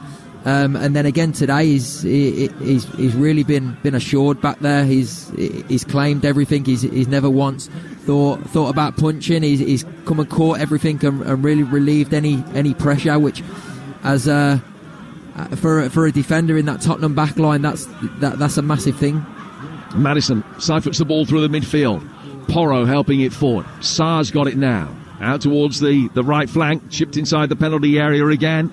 There's an excellent turn on the right-hand side of the box by Moore, but is he going to be able to deliver across? He can't quite, so comes back out, links up with Porro, back from him to Ebe Bissouma. Tamworth just push forward a little. Tonks forcing Bissouma back towards halfway. Spurs are able to play the ball forward, and it goes out of play for a throw, and it's been given as a Tamworth throw over on the far touchline. Since the Premier League started, there have been 50 games between Premier League sides and non-league opposition in the FA Cup. 2 wins for the non-league teams. Luton at Norwich back in 2013, and Lincoln famously won a 5th round tie at Burnley 4 years after that. So it can happen, and Tamworth have laid a solid foundation here that will just allow those glimmering dreams to get a little bit brighter minute by minute, that they might yet be able to force something remarkable, because if this goes into the last 10 or 15 minutes at 0-0, they're one good set piece away from potentially making history. Yeah, I think that obviously proves that it can happen, but it also goes to show what an incredible achievement that it would be if there was to be an upset here today. For it to happen twice in 50 times is pretty remarkable. So it just shows the size of the task ahead of Tamworth here, even though, like you say, they've given themselves a great foundation. There's Mikey Moore coming in off the left flank, laying it back for Basuma. And Moore is making his FA Cup debut today. And Noru, who's had some very lively moments in the game so far, coming off the Tamworth left, darts through the middle here. He overran it, went to ground. Madison is in there. He loses out to McGlinchey. Morrison can turn the ball neatly in the midfield. The player on loan from Fleetwood. And then there's a Cruyff turn by Hayden Hollis, the centre-half. Just an extraordinary moment. The crowd love that. Just magnificent piece of play. He's just dancing between the two Tottenham players, Werner and Sarr there. It's the biggest cheer of the day so far for the centre half. Obviously, he was the one that got the glory of hitting the winning penalty at Burton Albion. So it's fantastic time for him to be playing for Tamworth. He's the one player in this Tamworth side that does have league experience. Nearly 150 games in the league for Notts County and for Forest Green as well. Leading by example at the back and clearly enjoying himself. Spurs work it with Madison down towards Moore. Difficult for Spurs to play at any really great tempo because of the pitch. Moore's done well. Gets towards the bar line. Werner with a header. Headed off the line by Hollis. Even better contribution from him there. That was the one time the Spurs have been really able to breach the Tamworth back line. Ball clipped in by Moore. And a good header at the far post from Werner. Goalkeeper beaten. Hollis was back, knew where to be, headed it away, and it stays 0-0. Yeah, good football all round. Brilliant down the side. I think it's Mikey Moore, and gets the cross to the back post. Just stands a lovely ball up. Just an inviting cross. Timo Werner with a header at the back post. Good, great header. Did everything right. Headed it back where it come from. But superb defending there. Obviously on the line, he's read the danger and read where he should be, and he's managed to get clear. Johnson for Madison, for Moore inside the penalty area again, trying to work the angle. He can't, but he can lay it back for Madison outside the penalty area. Just looks up and he sees red and black ahead of him, pops it off to his right hand side, and Pedro Porro tries a shot which very nearly ends up in the back gardens of the houses behind the Castle End away to our left hand side. It's 0-0. We played 10 minutes of the second half, and not a lot, if anything, has changed really, Mark. There's not as if Spurs have enjoyed more possession. They haven't created a greater flurry of chances at a more regular rate than they did in the first period. No, I think it's just been as you were from the first half. It's Tottenham are having a little bit of possession, the odd flurry of attacks, but not really anything cutting. That was obviously their best chance there with the Werner header. Tonks to McGlinchey dragging the ball back inside. Bissouma forcing him to go back for Milnes, and the captain, Ben Milnes, plays it out to the left-hand touchline for Noru. Noru faced up by Porro, able to lay it back. Morrison with a layoff. Milnes sticks his foot through it. McGlinchey comes to attack it. Well beaten in the air by Reguilon. His defensive header falls for Crompton. Crompton down to this near touchline, and McGlinchey spins it round the corner, but it's just spun away and skipped off the surface and goes out for a throw that'll be taken on the Tottenham left-hand side. It's 0-0. We're not too far short of an hour gone here at the Lamb Ground. Yes, unfortunate that just the ball, just the spin of the ball took it out of play there, but a nice little combination down on this right-hand side, trying to get in, trying to work an opportunity. Now those are the thoughts of Mark Albrighton, former FA Cup winner, Tamworth born, and part of the commentary team here on Talksport today. 2 more live games coming up for you at 3 o'clock. Arsenal, Manchester United and Newcastle Bromley. The Arsenal game live on Talksport, Newcastle Bromley live on Talksport 2. That Arsenal Manchester United game, you won't hear it anywhere else on national radio, only here. And also let me signpost tomorrow, Millwall against Dagenham and Redbridge on Talksport 2. Also, A very good morning to you if you're listening across North America on Sirius XM FC in Canada and the United States. Here's Tonks. Literally 5 or 6 feet in front of us as he launches this throw inside the penalty area. It's cleared. Inoru through a crowd, not through them all. And then Cockrell Mollett on the follow-up also sees his shot blocked 4 yards from goal. And a play for a Tamworth corner at 0-0. 2 incredible chances there. 2 absolutely brilliant chances with the ball just bouncing around, and that's the worry with this long throw. Obviously, it goes in, but it's not the first one that you necessarily need to deal with. It's the second one, the third one. There's different phases of it, and they get 2 chances there to score, but in the end, both of them blocked. And Mills to take a corner. Kinski physically manhandles Saar to pull him back into the position that he wants at the near post. Then off the ball, Creaney and Dragoshin get involved. Don't know. Dragoshin's ended up on the deck. I don't know exactly what happened to put him there. Whether it was just a collision between the pair of them, about 8 yards out. Ball wasn't in play. The referee, Peter Banks, has just gone across to make sure that Dragoshin is okay. He's just having a little breathe-wise down there at the moment, and he's feeling his right ankle. And it just allows the tension to build as Tamworth set up for this set piece again with Hollis and Cullinan Liebert at the far post. Cockrell Mollett is there as well. Dragoshin still on his haunches, back on his feet but leaning over.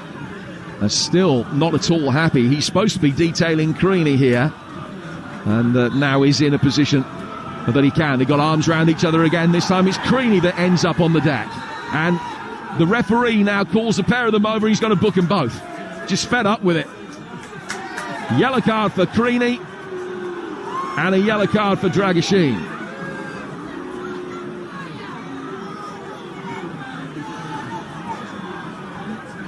So they'll try the third time of asking to get this corner in. Ben Milnes still standing over it patiently. Down by that corner flag, right-footed. Hits it in now. Another really good claim from Kinski, who sees Werner making an instant run forward, and he's propelled a goal kick out to him.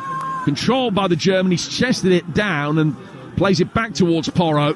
So all the momentum from a potential counter-attack has very quickly dissipated. Ball goes out to the left for Reguilon. Reguilon forward for Moore, taking on Crompton. Moore just stubbing the ball down the left-hand side of the penalty area for Madison. Back for Saar again, on the edge of the penalty area, Basuma. A little bit deeper than that, actually, by the time he's received possession. He works it back for Saar, down towards James Madison again. A good movement inside the penalty area from Reguilon. More shirt pulling going on. More with a curling effort that might have been close. Hollis not taking any chances, does well to head it away again. And Tamworth might be able to break with Inoru trying to get it forward. It was cleared then by Dragoshin into him. And it cannons out of play for a Tottenham throw over on the far touchline. Yeah, it's a little bit dramatic in these last sort of 5 minutes or so. I think with what went on in the box there, it was I think handbags really. I think both of them were giving each other a little bit each. So, and then Tottenham go at the other end, and it's a case of trying to counter-attack. Now Moore, McGinty stumbling. Crompton able to make a challenge and stop Moore coming in possession inside the penalty area. Crompton takes it down towards his own corner flag. Didn't quite overrun it, and he clears and puts it out of play for a throw, which will be taken on the Spurs left. You're listening to Tamworth Tottenham in the FA Cup Game Day live on Talksport with Carling, the official beer partner of the FA Cup. 18 plus. Please drink responsibly. 62 minutes gone, and still it's 0-0. Ball inside the penalty area from Reguilon. Cullinan Liebert volleys that away. The longer the game goes on, we talked about the confidence that will be building amidst the Tamworth players. And Spurs players, if they're human, will also just that seed of doubt will just be beginning to be sown. Moore takes it down towards the byline. Cuts back from the corner flag. He's done really well to retain possession there. Gets it inside the 6-yard box. Hollis gets it clear. Out as far as Saar. Takes a touch. Then falls back with the second, but's got Basuma in support. Reguilon. Back out of the Tottenham left-hand side again. Madison looking for more, might be able to dance his way through. Crompton goes down inside his own box, and it's out of play for a free kick that'll be taken by Tamworth. The substitutes warming up on the far side from us and just making their way past you in conversation with you, Adrian Durham. Indeed, they are I'm going to say the Tamworth substitutes are putting more in to their warm-up. They're desperate to get on the pitch. Spurs players have just been watching, to be honest with you. Now Kulishevsky is doing some stretching, dancing around is Heung-min Son and Solanke. I think Spurs are going to have to call on some of these guys if they really want to get the job done in the 90 minutes. Tamworth are so game, and those two chances they had 5 minutes ago, fantastic stuff. They are capable of scoring here. What a game. It is a fantastic FA Cup encounter, one of the best 0-0s you could wish to see for everything that hangs on it. Tonks does well. Gets down the right-hand side of the penalty area. Basuma across to cover and just prevent the corner. He can get it away towards Reguilon. I think Tamworth are going to be making a change in a moment. Sundari is going to be introduced. It could well be the left-back Cockrell Mollett who makes way. Sundari can play in a variety of different positions. Usually as a defensive midfielder, he can play at full-back as well. Slice clearance from Cullinan Liebert. Work forward. Big chance here for Spurs. Good save from Singh. Werner came out one-on-one. Singh so quickly made himself big. Ball hits his ribcage and cannons away. Tamworth's clean sheet still intact. Reguilon on the edge of the penalty area. Now, James Madison will take it on. Reguilon, will he be able to deliver? Plays it back instead for Moore. Spurs getting closer, but Singh continues to thwart them. There's another fine save, and this time it's a corner. Yeah, fantastic save there. The first time really that Timo Werner's been able to get in behind that defence and get the shot off. Spurs work the corner short, 0-0. Here on Talksport, 64 minutes gone. Basuma finding Madison. Madison just forced away by McGlinchey. Basuma down towards Reguilon. Tottenham just drift back inside their own half for a moment, but Basuma's able to get the ball away from Tonks. Played out to the left-hand side, now work round the corner towards Madison. He's got the opportunity of going back for Mikey Moore potentially, and that's the pass that he plays. Now to the edge of the penalty area is Papsar. Madison down by the corner flag. Reguilon making a run ahead of him. Madison getting towards the byline, pulling it back. Reguilon clipping it back for Werner. And it's another important block, this time one of the defenders. It was Cullinan Liebert that threw himself into the line of fire. He's back on his feet immediately, but limping away.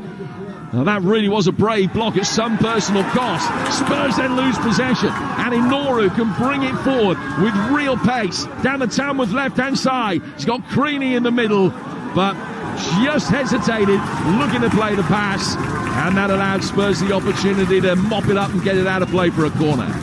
Yeah, I think Tamworth will be grateful of this little breather now. I think Tottenham have just had their best spell the last 5-10 minutes or so. They've created a couple more chances than what they have done in most of the games so far. So now an opportunity for Tamworth for a little bit of respite, just recover from that last 5 minutes or so, and try and create a chance of their own with this corner. Well, Tamworth are going to make a change. Spurs are going to make a double change, because I can see Lucas Bergvall and Dominic Solanke getting ready to come on over on the far touchline. But first of all, a Tamworth corner. Can they get their noses in front here? Good movement at the near post from Hollis. It's over him. Cullinan Liebert with a header. Didn't get a hold of it. Didn't get the power he wanted. And also didn't get the corner he claims for a deflection. It's a goal kick, and that was a half chance for Tamworth. Now the changes can be made. Firstly, it will be the Lambs. Cockrell Mollett off, and Sundari on to replace him. For Spurs, Bergvall and Solanke on for Sarr and Moore. Mark O'Brien. Yeah, I think we expected this, especially the Solanke substitution. I feel like he could be a real threat, especially now with Tottenham getting a bit more into the game, creating a few more chances. Just looking down now, Madison just telling everyone just to be calm, just to be patient, because that's what they've had to do so far in this game, and all of a sudden they're starting to get chances from it. Looks like Timo Werner's going to come over to this left-hand side now, and and then Solanke will go through the middle, and if they can create a couple more openings like the ones that they've just had, I'd bank on Solanke to take them. So Dom Solanke coming on, man who has scored in his last 2 FA Cup ties. He was in the Bournemouth team that was beaten by non-league Boreham Wood 3 years ago. So Bournemouth were a championship side at the time. He knows the potential of what can happen in a game like this. Dom Solanke on. Werner, as Mark was saying, has gone out to the left. Dragoshin is in possession for Spurs midway inside his own half. And Sundari coming on, has come on at left back, so it's a straight swap for Cockerell Mollett for Tamworth. Here's the tall, blonde-haired Swedish midfielder Lucas Bergvall, who was the hero on Wednesday night for Tottenham in that League Cup semi-final. Ball in from the right-hand side immediately. Solanke trying to make a run across Singh at the near post, couldn't get there. And a Spurs player has gone down hurt inside the penalty area. Singh Sporting League throwing the ball out of play just to make sure that the Spurs player involved over on that far touchline is all right. It's Johnson. He's back on his feet, he's limping away. He's fine. And play will actually restart with a drop ball to Tamworth inside their box. 69 minutes gone. So if Tamworth were looking at this and thinking, if we can get them to penalties, they are more than halfway now to getting Spurs to penalties. Yeah, this has gone better than what they could have dreamed of, I think, for Tamworth to still be level pegging after nearly 70 minutes of the game gone is a fantastic achievement in itself. So if they can just see these next 20 or so minutes out, and then who knows what can happen after that. It's an absolute lottery when you go to extra time and penalties. Who comes out on top? There'll be nerves. There'll be excitement around the stadium. So the longer it goes on, the more confidence that Tamworth will take. I mean, 0-0 draws and Tottenham aren't happy bedfellows. It just never happens. They haven't had one for nearly 3 years in the Premier League. Well, are they going to have one here after 90 minutes in the FA Cup today? Remember, extra time and penalties on the agenda if necessary. Cullinan Liebert is forward here from centre half. Feeds Inoru.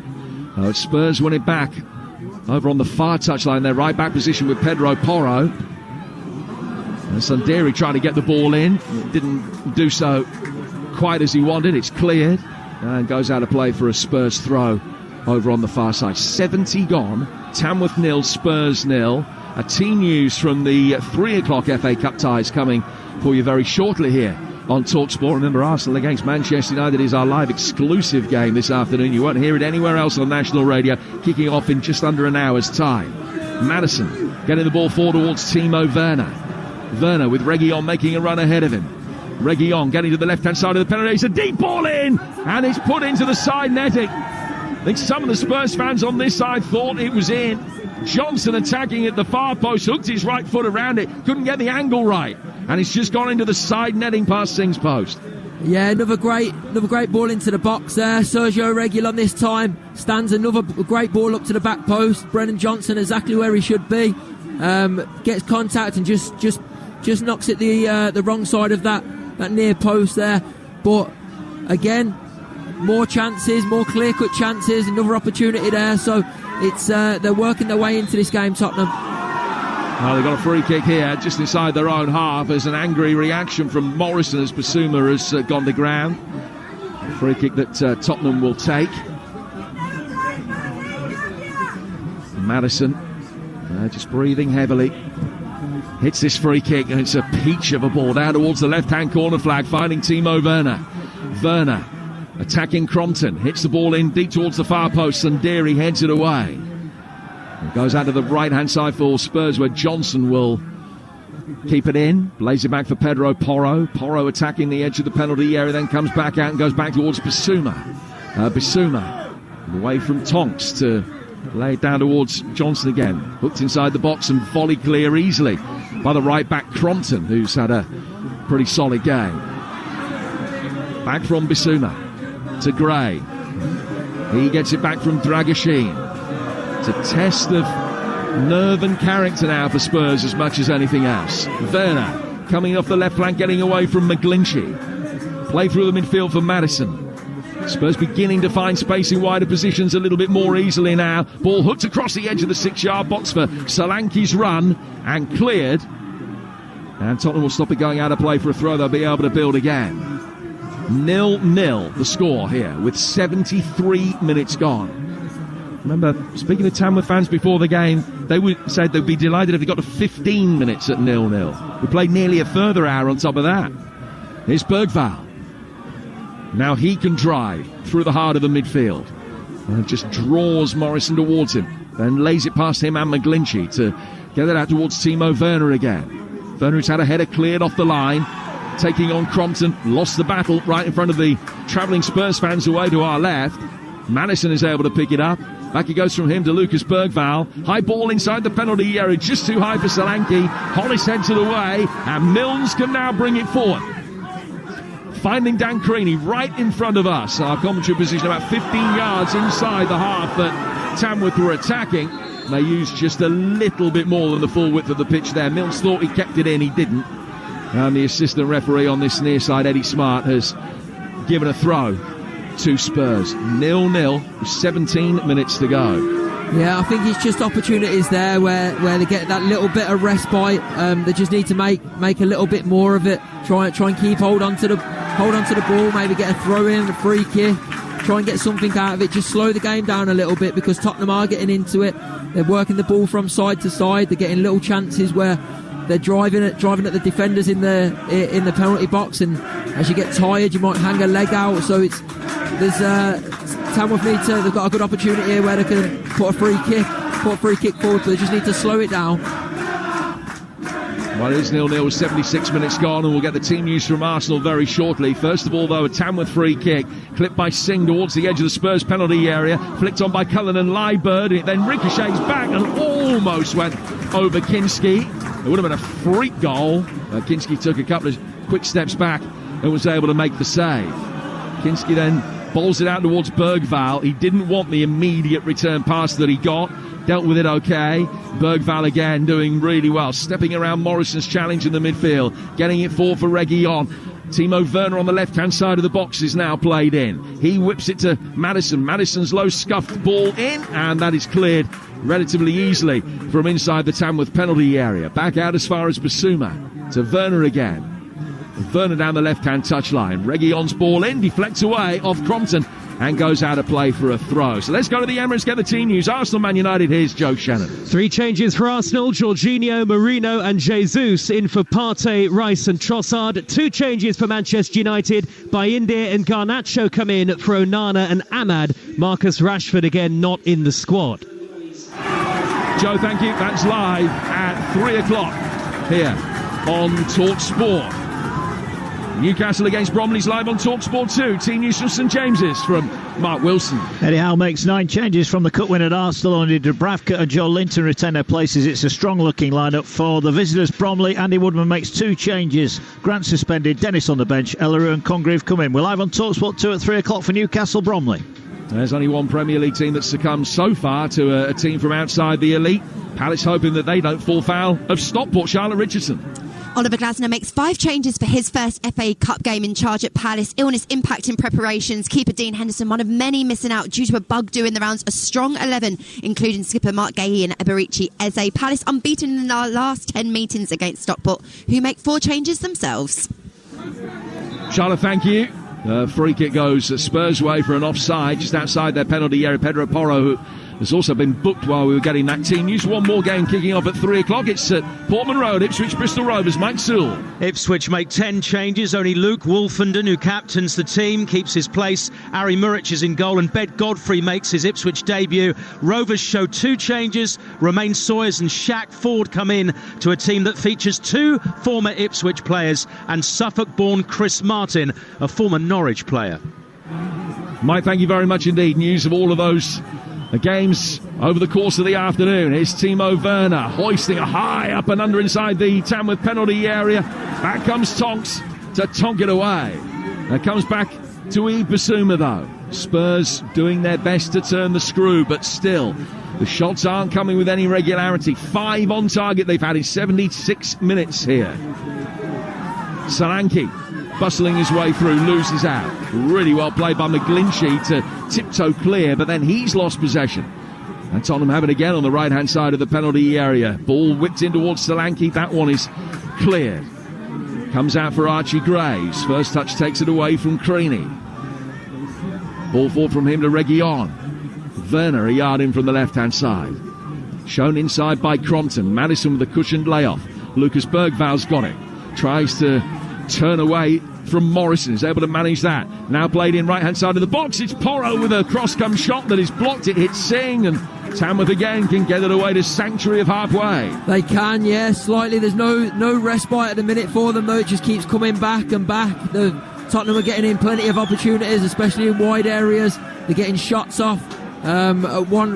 One of these is going to tell soon, you would have thought, but Tamworth just need to be a little bit better when they get an opportunity just to have a bit of time on the ball, try and slow the game down, try and get a breather. 0-0 here on Talksport with 11 minutes of normal time to go. The monumental achievement it would be for Tamworth even to take Tottenham to extra time, but that would buy them hope of an enormous cup shot. And when I say that we would still be talking about it, if Tamworth beat Spurs here, I say we would still be talking about it on our dying day. Everyone remembers Hereford beating Newcastle. That was before I was born. I got 15 years on you, so it will be remembered for eternity if it were to happen. The ball is over on the right-hand side with Spurs. 0-0 the score here. Maddison just goes back to Dragusin inside his own half. Dragusin to his left-hand side for Archie Gray. Gray plays it forward. There's Timo Werner given a little shove by Crompton. Basuma's got it. Comes through the centre circle. Out on the right-hand side, Pedro Porro playing high and wide now for Spurs. Worked inside the penalty area. And Timo Werner with a little layoff that wasn't the best, and it was easily knocked away. Anywhere will do. Crompton had covered Werner's run. He'd come from this near side right back all the way out towards the far touchline. Werner had dragged him with him. It's put out of play for a throw. That gives Tamworth the chance to make another double change. We're going to see Fletcher and Williams come on, and Milnes and Inoru will make way. And the young Cameroonian winger has been one of the standout performers for Tamworth tonight. Yeah, absolutely. I think from minute one he was a threat. He's been absolutely superb all game, and I'm just looking at him now, and the disappointment for going off is.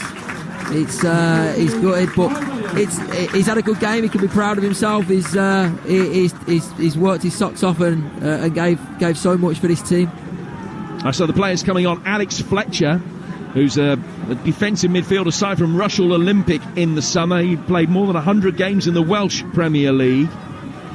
And we're also going to see Kai Williams, who will come on the left-hand side. And just the one goal for Tamworth so far, which came against Ebbsfleet here back in November. Can play as a 10, can play as a left winger, and it's that latter role that he's going to take up here, I think. It's a Spurs throw. 10 minutes to go. 0-0. Basuma. He's got Dragusin behind him. Tonks in front of him, so Basuma is caught in two minds for a moment, eventually goes back for the big Romanian centre-half. And we were talking earlier, Mark, and it was sort of speculation at that stage about getting into the last 10 minutes and being within the domain where you are one good set piece away from footballing immortality. They have now earned that right. That's where Tamworth are. Yeah, and they fully deserve to be there. They fully deserve to be there. They've weathered storms throughout the game. They've got into Tottenham have got into positions where they could have hurt Tamworth, but Tamworth have stood firm. They put bodies on the line. The keeper's made a couple of great saves, and like you say, they've got into territory now where one set piece could win it. So there's possibilities here, and each one of them will be hoping to be that hero. Now, there's a slight positional change in the midfield as well for Tamworth, of which more in a moment as Spurs try and work the ball forward here. Cleared by McGlinchey. Tonks, by his own admission, as coming together between Dragusin and Creaney on halfway, that results in a Tamworth free kick. Tonks, the oldest of those three in midfield. And from that point of view, he has made his way forward, and he's now playing as a 10. And they've just dropped Morrison back into Tonks' deeper line midfield position. So just a slight change in the balance of the Tamworth midfield. A yellow card was shown there for that challenge on Creaney. And it was actually Tonks who received it for dissent. The Tamworth man in the book. Free kick is taken, knocked down the right-hand side for McGlinchey. But another coming together between Creaney and Dragoshin results in a Spurs free kick on the edge of their own box. Madison takes it quickly. Vernon with the first time ball back in field for Solanke, who's had no service since coming on. Tamworth do brilliantly. Creaney hooking it over the shoulder of Gray, getting down towards the byline. He ends up on the deck. Play goes on, and Spurs can bring it away with Madison. Tonks snapping at his heels, but now he's on a yellow card. He's got to be ultra careful that he doesn't miss time one. And Bergvall brings it away for Spurs, and side puts it straight into the Tottenham dugout. It's 0-0 with 6.5 to go. Yeah, Creaney did the first part of that really well. He's knocked it over the head of Archie Gray, and it's been defended well in the end. But there's a couple of players now just on yellow cards for both teams, so just need to be a little bit more careful because that could swing the game either way. If somebody gets sent off and there's an overload, it could swing the game. So just a little bit of dissent from a couple of Tamworth players, and then a couple of tackles from Tottenham players. Well, Tonks makes way. I think that yellow card probably just threw the balance against him, and Andy Peaks will withdraw him now, and he's bringing Shikuna on. And it's going to be a straight swap up front with Chris Ray replacing Creaney. So the leading scorer makes way, and the man with the long throw makes way. They still, though, have a long throw from the centre-half, Cullinan Liebert. We haven't had to see it so far, but he can't launch it quite as effectively, quite as far. But that long throw weapon still is prevalent for Tamworth. A double change being made with 5 minutes to go. Tamworth have made the 5 changes they're entitled to make within the 90 minutes. They can make one more if it goes into extra time. The Spurs have still got 3 that they can make before we get to the 90-minute mark. Here's one that they have brought on. Dom Solanke wrestling on halfway. Can't find a way past the combative Fletcher. Basuma bringing the ball down, lays it back for Dragoshin, and Gray will play out. Yeah, some fresh legs now on for Tamworth. Obviously, the players that have gone off, both on bookings as well. So clever move by the Tamworth manager, Andy Peaks. He's spotted that, and he's tried to freshen it up a little bit. The 2 lads that have come on up top will give them that extra little bit of energy and try and get them up the field a little bit more during these closing stages. There was a yellow card for Andy Peaks' assistant manager Neil Champalovier as well, who's booked for a little bit of dissent. Tempers fraying. 4.5 minutes of normal time to go. 0-0, and extra time very much on the agenda here in South East Staffordshire now. Could be a story for the ages. A ball played in towards Bergvall. Opportunity for Tamworth to knock it away. They get it forward towards the American, Ray, over on the far touchline. He's done well, works it down the left-hand side. Now an opportunity to deliver. McGlinchey making his way into the far post. The cross was mishit and drifts straight past Kinski and out of play for a goal kick. Yeah, you could see McGlinchey just trying to get in that back post there. You could tell he's tired. You could tell he's worked hard. He's worked his socks off. Wouldn't have got on the end of that cross anyway. It was mishit, but you could tell he's just tiring a little bit. So they just need to be a bit more assured and a bit more clever with their work. Dom Solanke trying to take the ball away from Cullinan Liebert. It breaks Williams' way. He can poke it forward for Shikuna. Shikuna is now playing at 10 since coming on. Wide it goes for Williams on the left flank. Ray is in the middle. Can any of the Tamworth players make themselves heroes? Right their place in footballing immortality. Long ball over the top here. Werner chases at the other end, knocked away by Cullinan Liebert. It wasn't the best touch, but it was good enough in the circumstances. And then the ball hit the hand of Werner. And it's a free kick to Tamworth on the edge of the penalty area. You think of That Hereford Newcastle game we talked about, you think of Sutton United knocking Coventry out of the FA Cup. We talked also about Lincoln's famous win against Burnley, the cup heroics of 6th-tier Maidstone last season when they won at Ipswich, who were ultimately promoted into the Premier League. Are we going to be adding Tamworth to Tottenham against Tottenham to that line of honour? It could happen. 2.5 minutes to go of normal time. Then extra time and penalties on the agenda, which of course wouldn't have happened last season. Tamworth will be 2.5 minutes away from a replay. A lot of people don't like the modifications that have been made. How would you feel about it now, Mark, if you were a Tamworth player here? Yeah, I think, to be honest, I think that's where the beauty's been took out of it. These Tamworth fans and Tamworth players would have loved a day out at the new Tottenham Hotspur Stadium, and not only that, they obviously would have enjoyed this game to go to that replay and fancy their chances against playing them there. So it's difficult. It's a difficult one, you can see, but Tamworth have got an opportunity here to wrap it up in this first game. Yeah, their best chances certainly going to be getting it done in the next 3-4 minutes, you would think. We've got 90 seconds left of normal time, and I'm hearing that there will be 6 minutes added on. So 7.5 minutes of playing time from here on in before it goes to extra time. Werner again chasing a long ball forward. Singh stayed at home. Cullen and Liebert, though, swept up on the edge of the Tamworth penalty area and puts it out of play for a throw that Spurs will take level with the edge of the box. We're in the 90th minute. Madison back to Werner again. Werner coasting towards the edge of the penalty area, drove it in. Solanke didn't attack the near post with a great degree of conviction that Werner was going to play the ball that he needed. Tamworth clear, Graves then fouled by Ray on halfway, and Spurs get a chance to throw the bodies forward. Yeah, I don't mind that. He's slowing the play down. He's putting himself about again there. McGlinchey has been absolutely superb. His work rate's been spot on. He's still going now.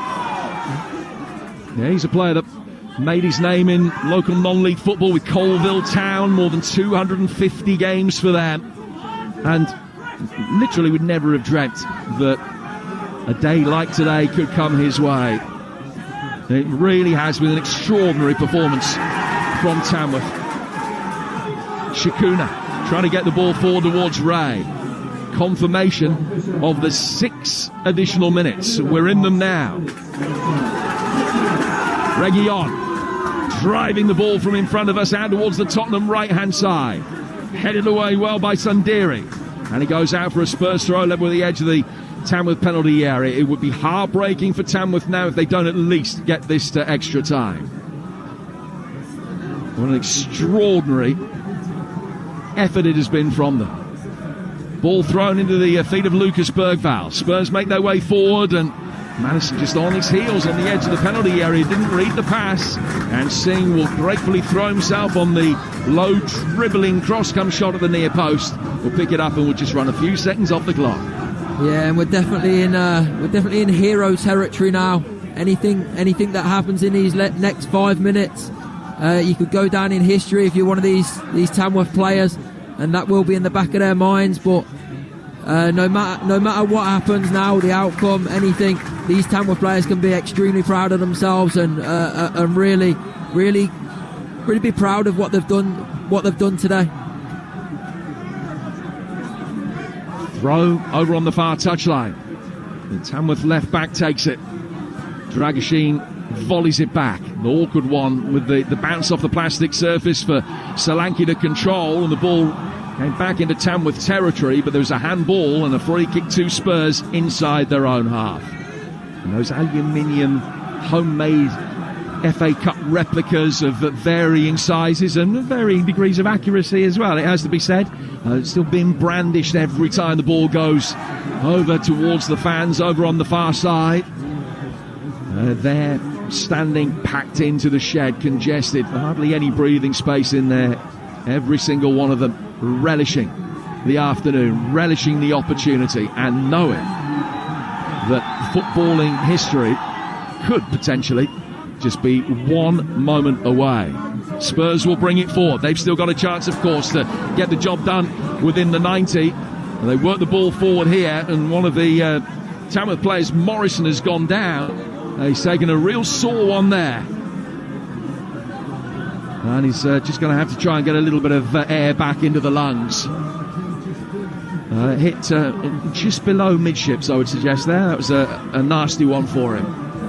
On a day like this as well, it's not ideal. Not ideal. Understatement of 2025. Yeah, that is, I promise you, what's just happened to him is not ideal. He's okay. He's not getting a lot of sympathy.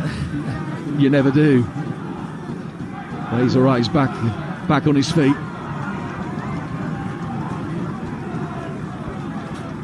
He's limping away with, I would imagine, tears in his eyes.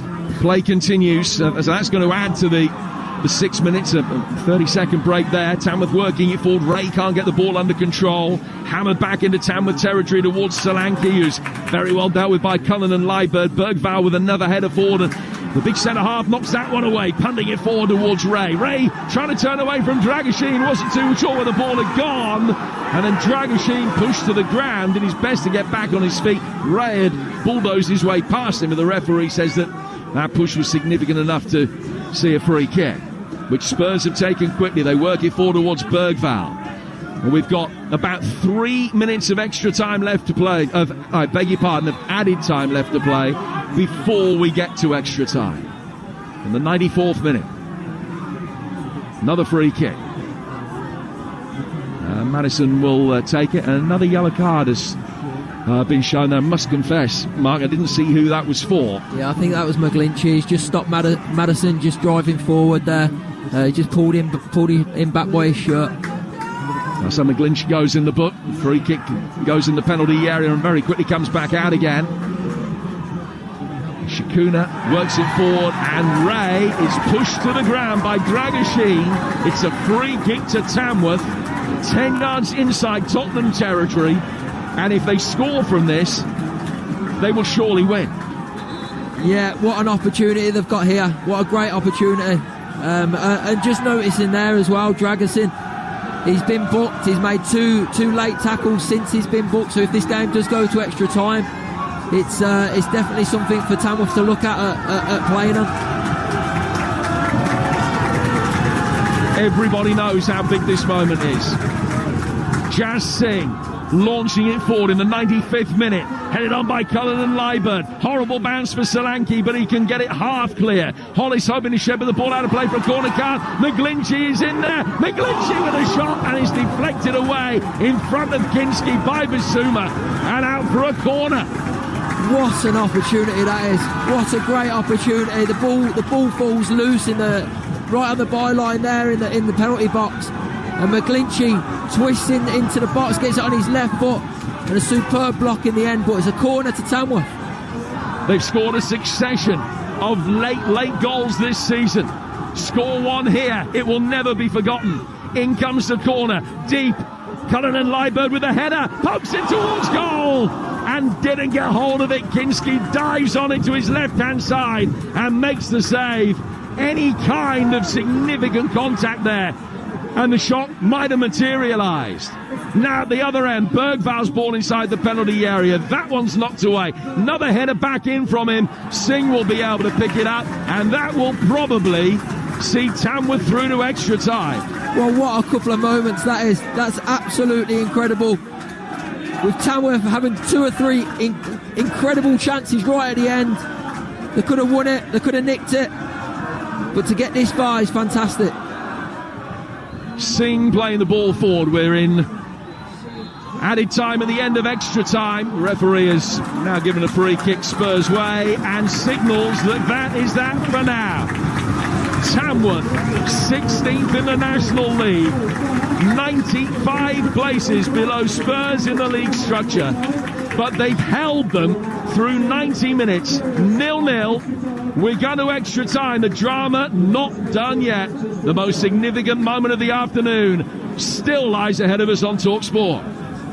Wow, absolutely extraordinary. Those chances at the end. I'm now looking at the Spurs players who I don't think they can believe what's happened to them here today. We all talked up Tamworth and the strengths that they've got, the problems they could cause. Did anybody really genuinely think this was going to go to extra time? Spurs just do not do 0-0s. They've just done a 0-0 against a side from the non-league. It's extraordinary. This is what the FA Cup can do. This is what the FA Cup third round is all about. It's utterly brilliant. The fans are loving it. They're going to get an extra 30 minutes of it. And Michael Brighton, those chances at the end. McGlinchey stayed so calm. I thought he was just going to shoot. If that was me, I'd be right there thinking, oh my God, I've got to shoot. He's dragged it back, given himself a better angle. He's forced the save. That was calm in injury time from McGlinchey. That was extraordinary from him. Yeah, he did everything right. He couldn't have done any more. He's chopped inside. He's got on his left foot. He's created an opportunity to shoot. And in the end, he's made the defender and the goalkeeper put their body on the line and win a free kick for his team. But he could not have done any more. He hit the shot on target. But even after that, they have another chance. And if the ball drops a little bit further back, and who knows what could happen. So yeah, to be putting the pressure on, this is going to be a big 30 minutes now, and it's not a foregone conclusion that Tottenham will go on and win this game in extra time. Agree with that. And the Cullen and Liebert chance you're talking about, what I loved about that, he had no right to get anywhere near the ball. Spurs should be clearing that. And he's looked at it, he's seen it's a semi-loose ball, there to be one. He's thought, I'm having that. He's got that self-belief. I'm having that. I'm going to have a shot on goal. I'm going to score the winner. I'm going to be the hero. And he properly storms his way through to slam his foot against the ball and try and score the winner. I think that's a decent save from the keeper right at the death there. But the story, the headline, they were there ready to be written. I just think the commitment and the quality from this Tamworth side today has been extraordinary, Mark. Yeah, it has. And I think with those chances at the end, I think with the amount of times that Tamworth have scored late this season and in the last couple of seasons, they seem to have a knack for it.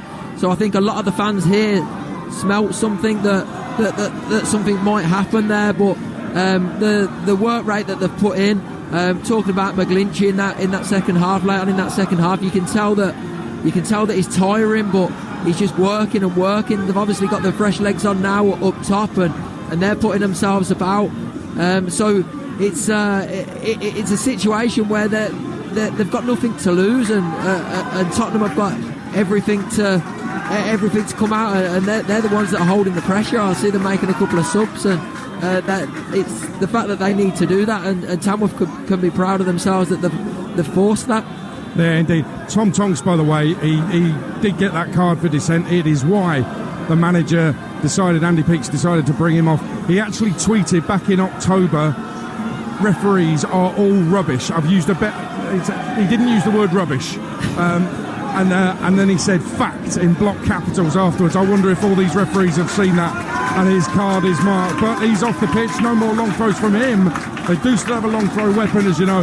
And I tell you what, it is there for the taking. I've never seen so many tinfoil FA Cups. The fans actually still believe that Tamworth can do it. Remember, these are part-timers.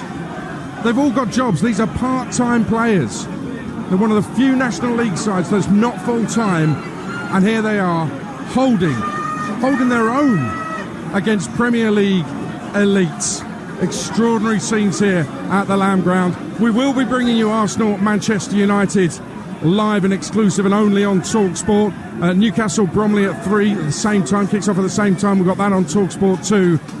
But wow, we cannot take your ears off this here at the Lamb Ground. It is Tamworth 0, Tottenham Hotspur 0, and Spurs have been forced to make some big changes for this extra 30 minutes of extra time. Let's bring you that live on Talksport. Who knows what's going to happen? This could be one of those days you will never, ever forget. Tamworth 0, Tottenham 0, extra time at this non-league ground with Mark Albrighton and Jim Proudfoot. Yeah, how do you want to prepare for the North London derby? Oh, I'll tell you what, let's go to extra time at Tamworth on a plastic pitch. A triple change being made. Dragoshin off and he's been replaced by Jed Spence. Werner off, Son is on, and Kulusevski is on for Maddison.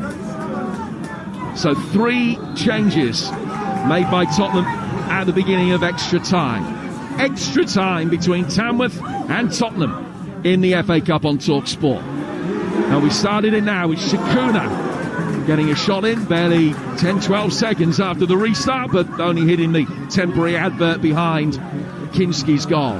So Spence is playing at centre-half alongside Gray. Porro still on the right-hand side, Reguilon on the left, Johnson down in front of us, Bergvall in the midfield with Basuma, Kulusevski at 10, Solanke and Son on the left-hand side. That's how Spurs are lining up. And Son has possession, can't find a way through past Crompton. And it's a throw which will be taken by Tottenham on that far touchline. What are your thoughts then, Mark Albrighton, on that triple Tottenham change that they've been forced to make? Yeah, well, I think the one was certainly important. I think Dragusin had to come off on a booking. He'd made a couple of late tackles after that as well, and with the physicality of the Tamworth forwards, they were going to make contact with him. They were going to get involved with him. So I think that's a clever move there by Ange Postecoglou. But it leaves Jed Spence coming on and 2 fullbacks playing at centre half inevitably. So here's Jed Spence on the edge of the penalty area on the right-hand side for Johnson. Johnson turning it back for Neki Kulusevski. Bergvall now to Basuma. Now Basuma trying to work the ball forward, and it ricocheted away, and then Williams has come out, and there's a coming together right in front of us, and the referee is going to book Williams for his challenge. And he becomes the latest player to be cautioned. Pedro Porro is still down and in some distress. They've got 1 change left, Spurs. But Porro's going to be all right. He's getting back up. It was just a 50-50, certainly there to be 1. And Williams taking the ball, but it was the way that he went in that got him the yellow card. Yeah, I think it was just a coming together. It's a harsh yellow in my opinion. It's not a build-up of fouls. He has give it just for that one, and I think that's quite harsh. But yeah, it's good. He's putting pressure on. Porro knows he's in a game here. He knows he hasn't got time on the ball. Spence down the right-hand touchline. Pedro Porro now clipping the ball inside the penalty area. Crompton heads it away. It'll come out towards Son. Son coming back outside the penalty area. Then a little reverse ball in. Singh saves across with his legs from Reguilon. And then he's volleyed clear the loose ball from inside the penalty area. And Ray has done well. And now the live wire Williams will be able to push forward up the Tamworth left-hand side. Just renewed his acquaintance with Porro, who came across and forced the ball out of play. Tottenham with a throw. They've taken it quickly. Kulusevski can bring it forward. Johnson shows him where he wants the ball. And it's played there around the back of Sunderi. Inside the penalty area, Hollis dealing with Solanke.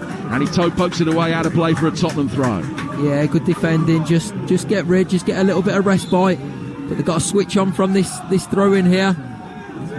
The substitutions of Tottenham, the movement's good. 0-0 in the 4th minute of extra time. Kulusevski lets the ball run across his body, and Fletcher's forced to stab it away out of play for another Spurs corner, which is their 2nd of extra time already. And Kulusevski wanting to take it quickly, but he is going to leave it for Porro.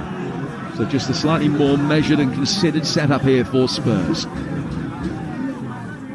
Gray waits on the edge of the penalty area, trying to make his way in. Son is in there as well. Gray making a run through the middle. In comes the corner. Little flick on at the near post from Johnson. Didn't get it where he wanted to go, but back out for Porro. Deflection on that ball in. Gray was there lurking. It's headed away. Comes out of Basuma. Basuma can turn.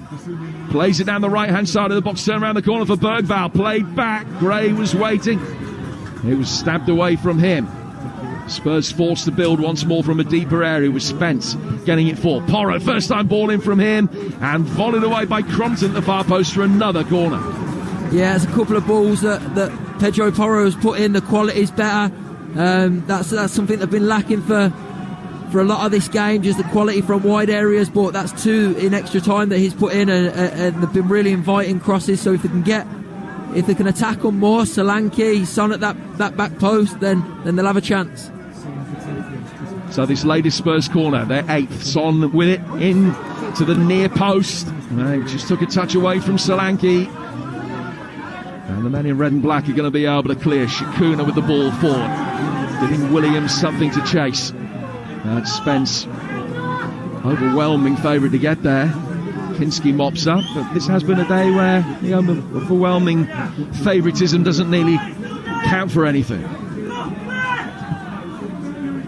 Bissouma back down towards Porro. Porro heading the ball into space. Johnson letting it run across him. He's inside the penalty area. He couldn't get it away from Hollis. Crompton, who's been heavily involved, the young defender on loan from Sunderland, and he's got it away. Ball out towards Kulusevski over on the Spurs left.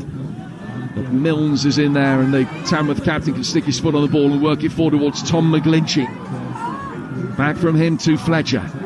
Fletcher to Crompton. Crompton, I think, wanted to work it back to his goalkeeper. Forced then to hit it with his weaker left foot and smacked it straight into his teammate Morrison. Play continues with Spurs getting it back. Over on the far touchline with Son. Fletcher deemed as the ball goes back to Singh not to have played a deliberate back pass. Now whether Singh took a chance in picking that up, whether he was given instruction by the referee that he deemed it not deliberate, but no harm done from a Tamworth perspective. And we're nearly midway through the first period of extra time already. 0-0 here on Talksport. Gray sends a header back to his goalkeeper. And it'll be played out from the back immediately by Kinski to find Jed Spence. Spence bringing it forward towards halfway. Don't forget Arsenal against Manchester United and Newcastle against Bromley to come later today here on the Talksport network. Arsenal-Manchester United following the conclusion of this game. Bromley stripped to Newcastle on Talksport 2. They both kick off at 3. Gray goes back to his goalkeeper. And he can play it out towards Sergio Reguilon. Remember, we're live as well, right across North America on Sirius XM FC. Johnson chasing a long ball. Sundari heads it. Play back in by Johnson. And Crompton again is going to be able to mop up. He's there ahead of Son, down by the corner flag. Turns it forward up the touchline and as well to find Shakuna. Shakuna keeping the studs of his right boot on the top of the ball, then just drags it away and wins the throw. Really good defending, and Tamworth still hanging in there with 97 gone at 0-0. Yeah, done really well there, Shakuna, and that's exactly what Tamworth have got to do for the remainder of this game. They're not going to get too many opportunities in the final third, but when the ball does break their way, they need to make sure they win things, win free kicks, win throw-ins, win corners. They need to make sure they can really try and kill the game, kill the momentum of Tottenham. Williams trying to make something happen over the right-hand side now for Tamworth, but goes out of play for a throw. Adrian Durham on the far side from us, standing at pitch level, getting a good view of the players right in front of him. So Sergio Reguilon at the moment looking really tired. His Shakuna brings it forward. Bergvall leaning into him. No foul. That would have been a free kick in a really good position for Tamworth were it given. Johnson can play it back for Pedro Porro. From him to Spence. And Spence 15 yards inside his own half brings it forward. Bergvall now, Wednesday's hero, drives a long ball forward, and Crompton with a really good defensive header just guides it back for his goalkeeper Jazz Singh. 0-0, 99 minutes gone here between Tamworth and Tottenham on Talksport. Only had one third round defeat in 18 years, Spurs. That came at Arsenal back in 2014. Their last third round defeat at lower division opposition was at Leicester back in 2006. It could yet happen here, maybe on penalties. Williams with the ball inside the penalty area now. They travelled a long way back outside the box. McGlinchey keeping it alive for the Lambs. Fletcher back out towards McGlinchey again. He's got Crompton the right back behind him. Crompton just nudging it forward here, looking for Shakuna, but Bissouma can intercept that. Opportunity for Son to bring it forward. Son's made 40 yards, 50 yards. They saw the centre half coming, flicked the ball past him, and then the collision between the pair of them after that was inevitable. And referee Peter Banks has given a free kick Tottenham's way, 12 outside the box, almost dead centre. Yeah, Son picks up a little bit of speed there. Crompton tried to get him, stop his momentum, failed, and I think it was it Cullinan Liebird, I think it was, that was that managed to stop him in the end. He put his body there, put his body in front of Son, and then Son releases the ball and just couldn't get past him, and that's why the free kick's been given. But it's still a long way out. It looks too far for a shot and too close for a cross, so be interesting to see what he does here. Well, it's Pedro Porro standing over it, and he's shaping up as if he's going to shoot. There's a 4-man wall which is on the edge of the D, so it is a long way out. Porro side footing inside the air for Johnson, through a crowd. Solanke bundles it in. Tottenham have the lead. It has taken them 100 minutes, and he's come from the scruffiest goal you could wish to see. But finally they've been able to bundle it in. Really well worked set piece, rolled down the side of the wall. Johnson knocking it in, cross towards the far post. Tamworth couldn't deal with it.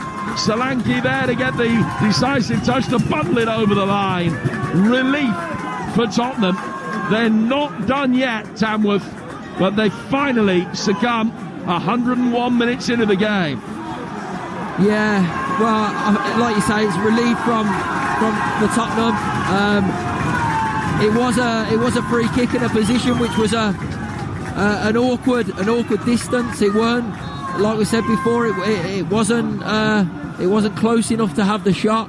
But Porro plays a lovely ball down the side. Brennan Johnson gets his cross in, and yeah, it's scrappy in the end. It's bundled home, but those Tottenham players and fans will not be bothered how it's gone in.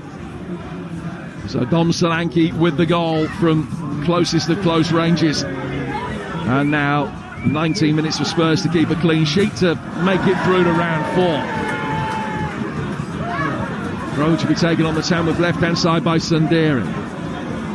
There's a slightly poor touch from the bloke in the second row of the crowd here, Williams. As play goes on, goes down inside the penalty area, the referee says no foul. The ball got put out of play for a throw, and the fellow in front of us in the crowd tried to kick it back and missed that enormous green island that's facing him and actually hit it behind him. It's a better touch than I would have had, but it was one of the worst touches we've seen today. He'll blame his shoes. Here's Spence. He's inside his own half. Spurs leading 1-0 with 17 minutes of extra time to go. Johnson back for Bergvall. Bergvall can turn on the edge of the centre circle. Solanke making a run ahead of him. Out it goes towards Son. Son to Bergvall. Bergvall taking it down towards the byline. And now just rolling his studs over the top of the ball, trying to find a way past Crompton, which he can't initially. The ball just comes off one of the two over on the far side and eventually goes out of play for a throw that has gone Tamworth's way. Closing moments of the first half of extra time. Tottenham have found the breakthrough with a goal from Dominic Solanke. The ball knocked forward, brought down by Shikuna, who was in there as well. In fact, he has been credited as the man that had the last touch as he tried to clear the ball off the line and ended up going in behind it. It's officially a Shikuna own goal. Ball goes out. Throw to be taken by Spurs on the right-hand side, level with the edge of the penalty area. And Johnson is going to leave it, I think, for Pedro Porro.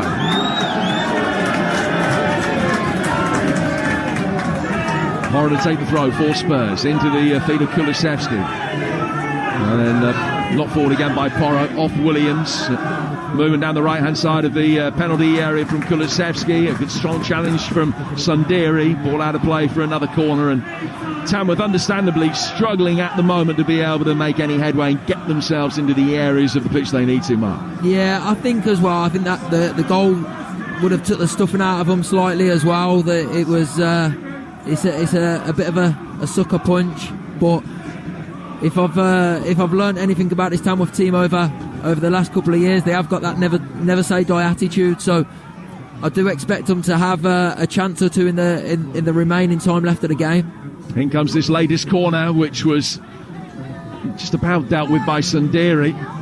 Didn't hit the clearance where he wanted to, but it was half cleared. Gets outside the penalty area now towards Basuma. Basuma out towards the tiring Reguilon. Now Son comes into it over on the far touchline. Trying to get past Crompton. Gets to the byline. Statins the ball up towards the far post and headed away by Sundari. Now comes out towards Kulusevski. Kulusevski's ball laid back towards Reguilon. To Son in 1 minute of added time at the end of the first period of extra time. Johnson getting the ball out from underneath his feet. It's another brilliant, brave block from Cullen and Leibert. Basuma will take over for Spurs. Son to Johnson. Johnson threading it away on the edge of the penalty area, then finding Son. McGlinchey sticks in a tired foot, but an effective one to get it half clear. And now Tamworth will bring it forward. The ball that was overhit for Williams. Player's been pulled back.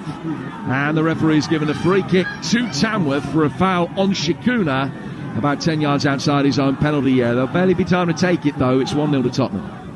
Yeah, I think they've got to just regroup at half-time of this extra time period and just realise they've got 15 minutes left to really have a push, really try and get something out of this game, give everything that they've got and try and snatch something, whether that be a set piece or however it may be. Hollis trying to flick the ball on inside the penalty area. Williams can pick it up. Tries to drive it in. He's unlucky that he doesn't win a corner. Spurs will bring it away, and that's half-time in extra time. So Shikuna own goal on 101 minutes. The difference between the two sides now, 15 minutes for Tottenham to hang on and make it through to round 4. Hey? Jim, thank you very much. I was right in line with that goal. I could see exactly what was going on. And you've got to be devastated for Jazz Singh. He's made a couple of really good saves in this game. And to watch a ball trickle over the line and lose a goal that way, it's so devastating for him. I think the issue is that Shikuna's been credited with the own goal. Had he not got a touch on it, then Solanke would have put it in the back of the net. Jazz Singh might say that he could have come and claimed it in front of Solanke, but he's just sat there, Jazz Singh, and he literally cannot believe that the ball has trickled past him and barely touched the back of the net. He's devastated, I can tell you that. He actually went straight up to the referee at half-time of this extra time period. Not entirely sure what point he was trying to make to the referee, but he wasn't happy, the Tamworth goalkeeper. The Tamworth players are all in a huddle right now on the halfway line. Spurs in a bit more of a loose huddle, just getting some messages from Ange and their staff. So Spurs have the upper hand here, but I tell you what, Mark Albrighton, they've had to bring on the big guns to do it. Bergvall, I think, has been seriously impressive since he's been on. But there's a little bit of extra quality with Kulusevski and Son on the pitch that has given Spurs the edge in this. Yeah, definitely. They've been much more of a threat since they made the substitutions, especially Son and Kulusevski. And even the quality's been better from wide areas. Pedro Porro's put a couple of balls in that first period of extra time that were really inviting crosses and really give something for Solanke to attack. So much improved. I think, like you was just saying there with the goal, it's a horrible way to concede a goal after you've come this far. But like I say, I've seen bits of this Tamworth team, and they have got that never say die attitude, and they will be hoping for one, maybe two chances. Well, we're underway again in the second period. Spurs lead 1-0. What can Tamworth do? Here's Mark Albrighton and Jim Proudfoot. Well, they need something. 15 minutes to find an equaliser to take this to penalties. They'll feel that they richly deserve it. Son to Bergvall as Spurs are on the front foot right at the start of this second period of extra time. But Tamworth kicking downhill again, able to get it away. McGlinchey just pull back for a moment, guides it back for Crompton, through the midfield.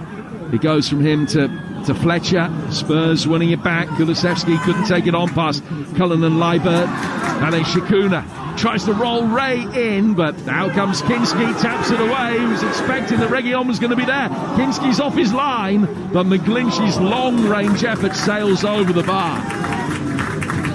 Yeah, Kinski looked a little bit casual getting back after he came out and dealt with the first ball, and it weren't a bad effort by McGlinchey. He's just put a bit too much on it, but certainly a chance. But yeah, very casual there from Kinski. Yeah, McGlinchey couldn't quite get the ball to dip. And the inquest was immediate in the Spurs back line as to how that half chance was created. 1-0 to Tottenham. Spence drives it out towards Son. Son coming in off the left flank, gets to the edge of the penalty area, threads it in. The shot across the face of goal goes in. And Tottenham have surely wrapped it up with Kulusevski. Excellent ball forward towards the Swede, and he took a touch and then fired across the face of Jazz Singh and in off the far post. And it's Tamworth 0, Tottenham 2.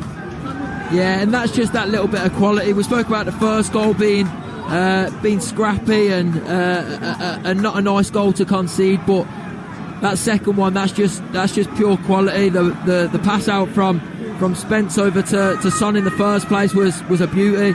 Then Son's control, his touch inside and threads a lovely little ball through to Kulusevski, and he finishes beautifully well into the far corner. So that's that little bit of quality, that's just shone through there. So an own goal and a goal from Kulusevski in the space of 6 minutes either side of half-time and extra time. And Tamworth hearts now surely broken. 2-0 to Tottenham, who really have been made to work so hard here. Crompton will bring the ball forward. Kulusevski battling in the midfield, and the free kick has been given Tamworth's way. A free kick for a foul on Morrison. Shikuna will stand over. In fact, he's going to leave it, and Fletcher will be the man that will punt it forward. And you sense that if there's going to be a way back into the game for Tamworth, they probably have to halve the deficit pretty much immediately from this to give themselves a fighting chance. In he comes, right-footed towards the edge of the penalty area. McGlinchey coming around the back. It's headed on towards him. He's going to be able to hook it in. Solanke steers it away at the near post. It will go out for a throw, and Cullinan Liebird will come across to take it. So for the first of the long throws from the centre-half, potentially.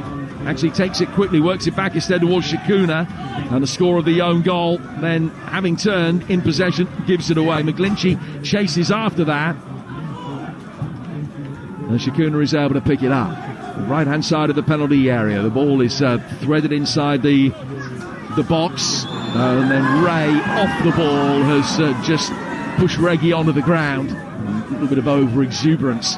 And it's a free kick that will be taken by Spurs in their left-back position. We've played 109. It's Tamworth 0, Tottenham 2 here on Talksport. Yeah, I think we'll just see Tottenham dictate the game now and just slow it down at every opportunity. Go down, try and buy a bit of time. Tamworth, it could frustrate the Tamworth players, but if they get a chance, it'd be great for these fans that have come out today just to see one goal, one chance go in the back of the Tottenham net, and it'd make it worthwhile coming down. But they can be so proud of themselves today. Well, play continues with Spurs in possession at the back. Jed Spence knocking it forward. Kulusevski back for Bergvall, off Williams, and then clipped forward by Porro out towards the right-hand touchline, where it's headed away by Sandiri, the left back, and he's found Williams, and chance for the lively winger to drive forward, trying to take on Porro, but he ran out of room, and it's going to be a Tottenham ball over on that far side. So coming up over on Talksport 2, Newcastle against Bromley about to start, Arsenal against Manchester United about to start, and we will be there at the conclusion of this game. But of course, anything of any consequence that happens, you will hear about it on Talksport.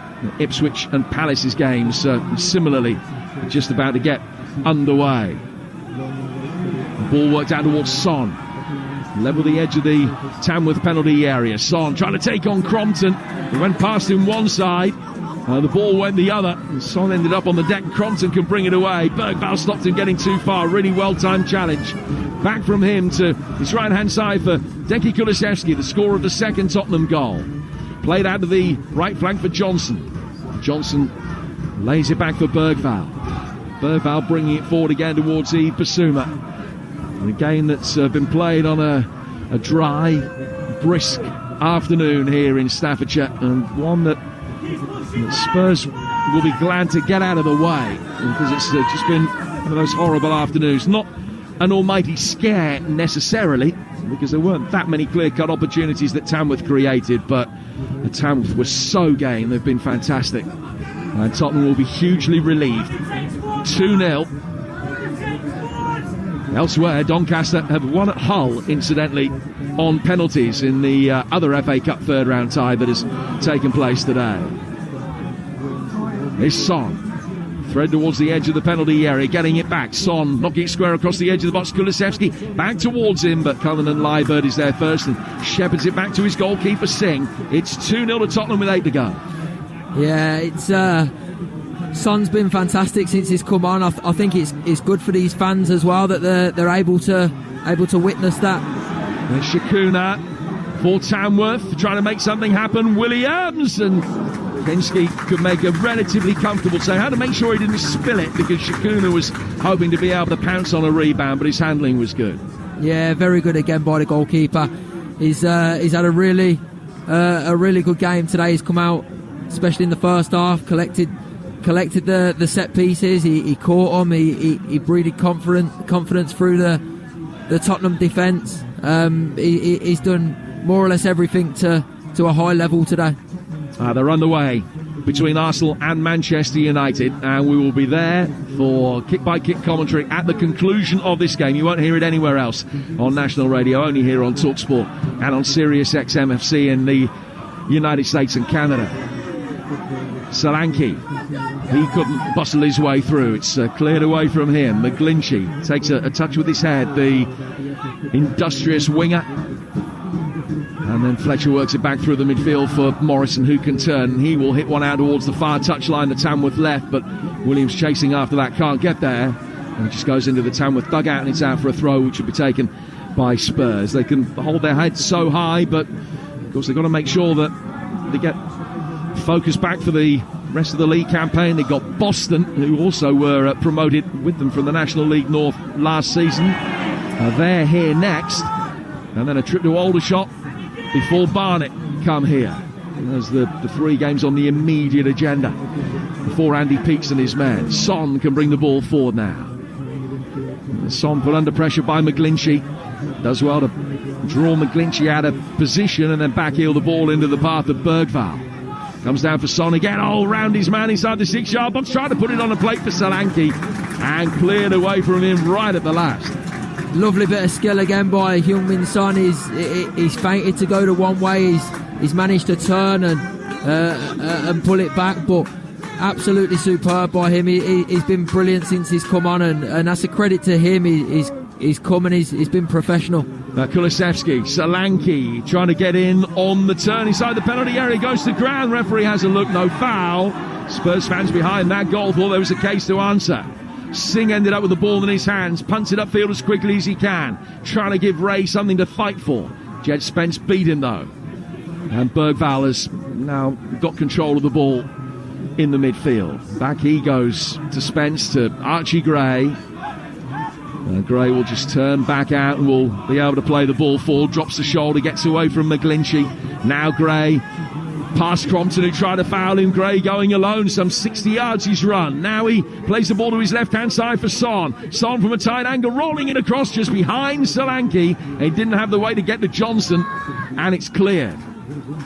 Every time Spurs push forward, though, now looks as though they're going to be able to create a half chance at the very least. Yeah, I'm looking at Ben Crompton in the right back position for Tamworth, and he really is blowing out there. He's got Son running at him every single time that the ball comes over here.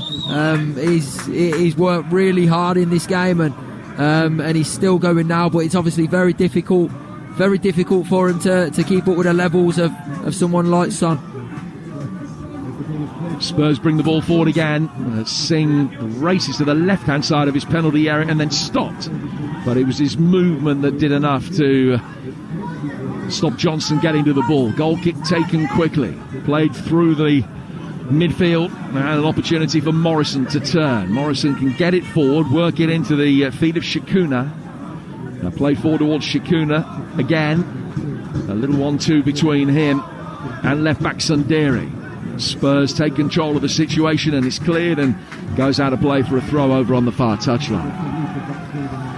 Yeah, just coming to the closing stages now, but and like we said, Tamworth can be ever so proud of themselves of what they've achieved today.